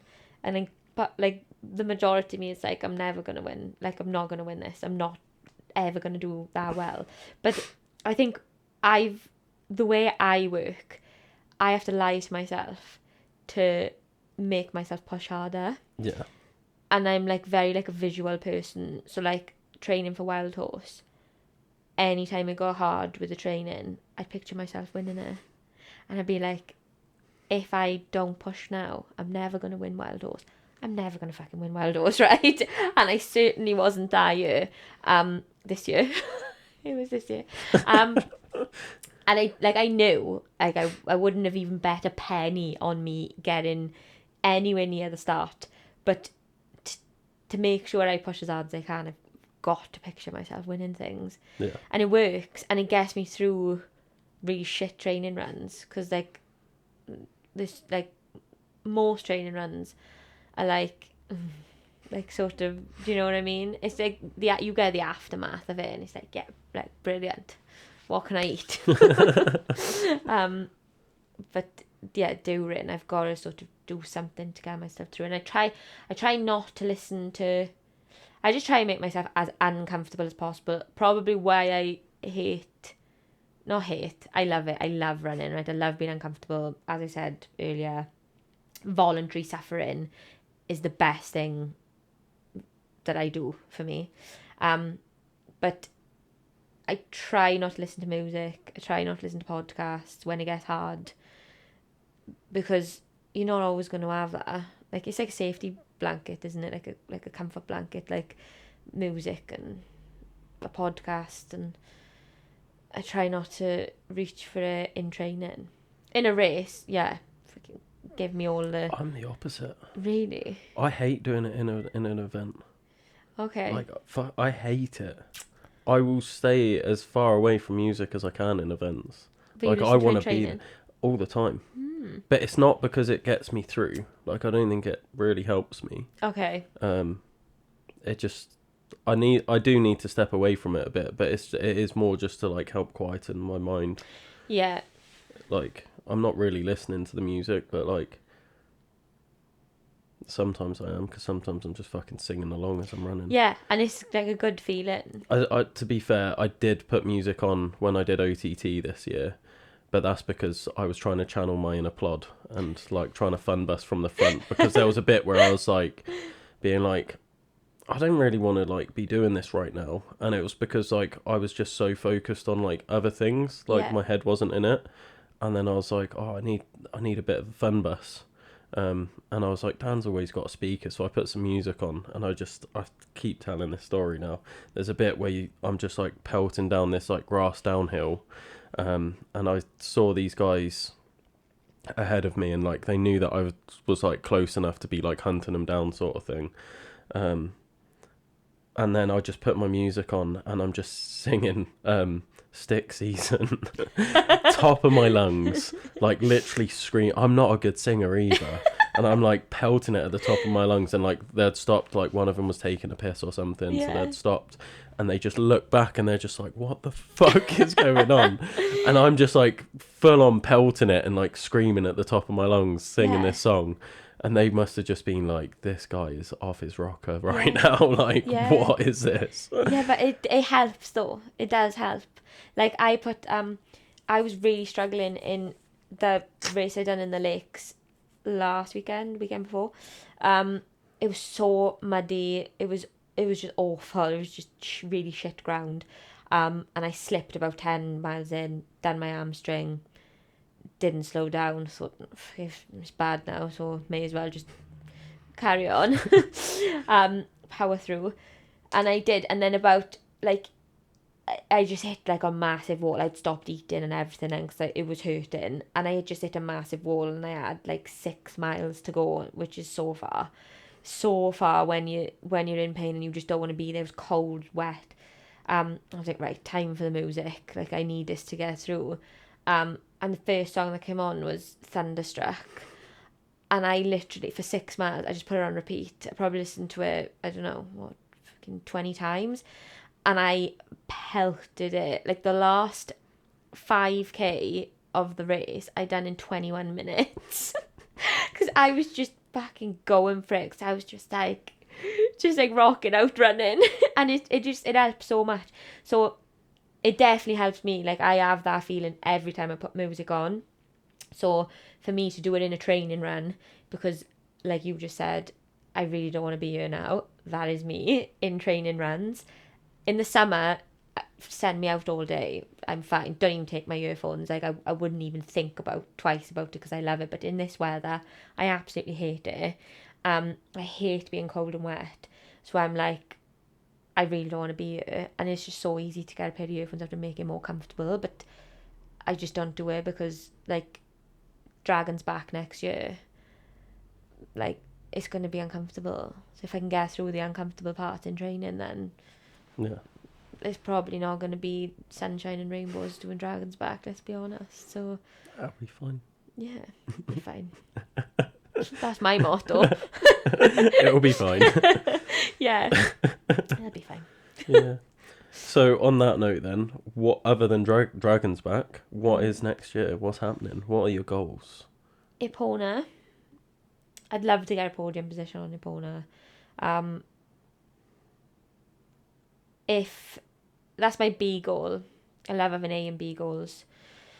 So B goal would be to get a podium position. A goal is to just get my PB, 100-mile PB. And I've only got 100 miles to go off, so which I think was 29 hours, maybe. I done Serona in, can't remember. So I'd love to get a PB on that. And then Dragon's back. I haven't got anything else planned, and there'll definitely be other things planned. I'd love to try that FKT for the Welsh 3000s next year. It'd be class training for Dragon's back, because I think the first 2 days is basically the Welsh 3000s. So I'd love to try that. I'm not going to tell anyone about it though, because I just don't want the pressure. Like if I do it, I do it. If I don't, I don't. And like, I'm getting like better at social media because I actually want to try and be recognised for running. I'd love to be like sponsored. And just have running as part of my, it's like obviously massive part of my life now, but like on paper a part of my life, if that makes sense. Yeah. So I've tried getting better at posting things on social media. I cringe every time I do it. Don't worry, so do I. I hate even just talking about myself now. I've never spoke about myself so much in my life. Like, this is like a new thing for me. I cringe doing it, but like you say, if it helps even one person, then happy days. So yeah, that FKT, I'll post it on social media whether I do it or not. You can't just post your glory days on either, can you? If you like, if I wanted, the thought of me inspiring people is like, I don't know if that'll ever happen, but I'd love it if it did. If I could inspire people to run, that's like a dream. But you've got to show people your fails as well. So yeah, just those 3 things, those 3 small things next year. Yeah, just small goals and yeah, taking it easy next year, you know. Yeah, and I'm definitely going into Dragon's Back thinking I'm going to win it, just because of what I've just said. Yeah, it's not going to happen. But you know. you've got to lie to yourself sometimes. A fake smile goes a long way in lifting your mood. I do it all the time, and I think that's the same as what I do in running. Just Pretend fake it till you make it. That's what I've done up until now, and it seems to be working. It is working. You're doing well. So yeah, you're like, oh yeah, like I'm gonna win Dragon's Back, but it won't actually happen. And it's like, well, you don't know the way this is going. You don't. You do. It's going quite well, Court. You never know. As long as I put the work in, and like I say, I'll do my best. There's not much more I can ask of myself of that, and I'm determined to put the work in, and I know I'll put the work in, and I'm taking it more seriously than I have. I've taken this year really seriously, but Dragon's Back for me has always been this like a big taboo, I suppose. Something I've watched on documentaries and been like, wow, those people are superhuman. I could only ever dream of even thinking about doing a day of Dragon's Back. And now I'm signing up to it. So just signing up to it alone, just standing on that start line, will be an absolute dream come true for me. Yeah. Just to feel like I'm in the position where I could take a challenge like that on is, yeah, dream fulfilled. So whatever happens, then I'll be happy. Yeah. I say that. If I don't do it. No, you will. It'll be tantrums. 1, you will do it. And then 2, even if you don't, I'm going to be fucking reminding you constantly to be like, fucking be happy while you're training for this. Yeah. You only get to do it once. Exactly. Like, fucking enjoy it. Yeah. So, exactly. Yeah.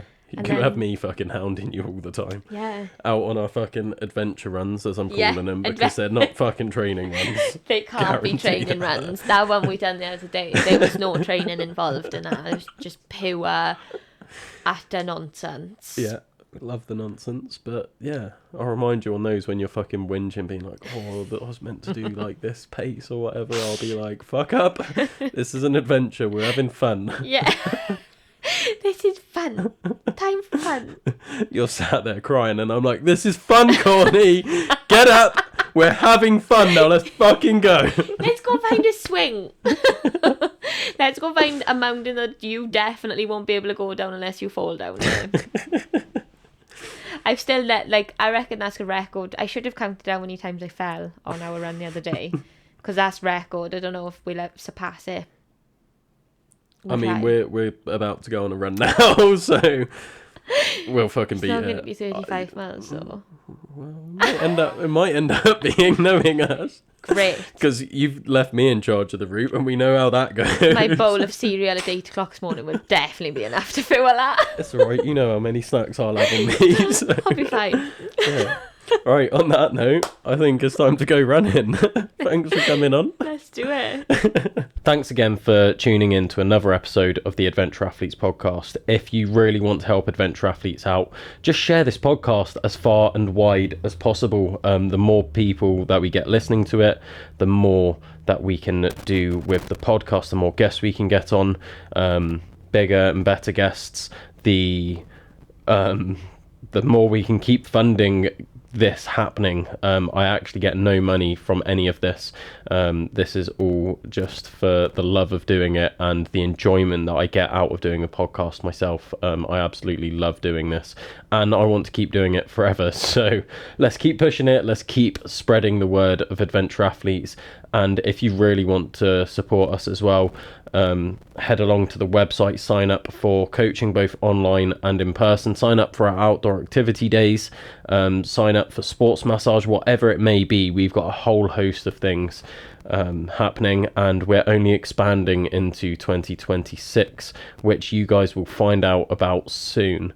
But the big announcement for this podcast is I would like to officially announce Courtney as the next Adventure Athlete sponsored athlete. She lives and breathes what it means to be an adventure athlete. I can see her doing amazing things. She's incredible to run with, and she just really embodies what the whole brand is about. Yeah, you probably got that vibe from the podcast. She just lives and breathes it, and it's great to be around. It really inspires me to do more with the brand myself. So yeah, that's the big announcement, and until next time, guys.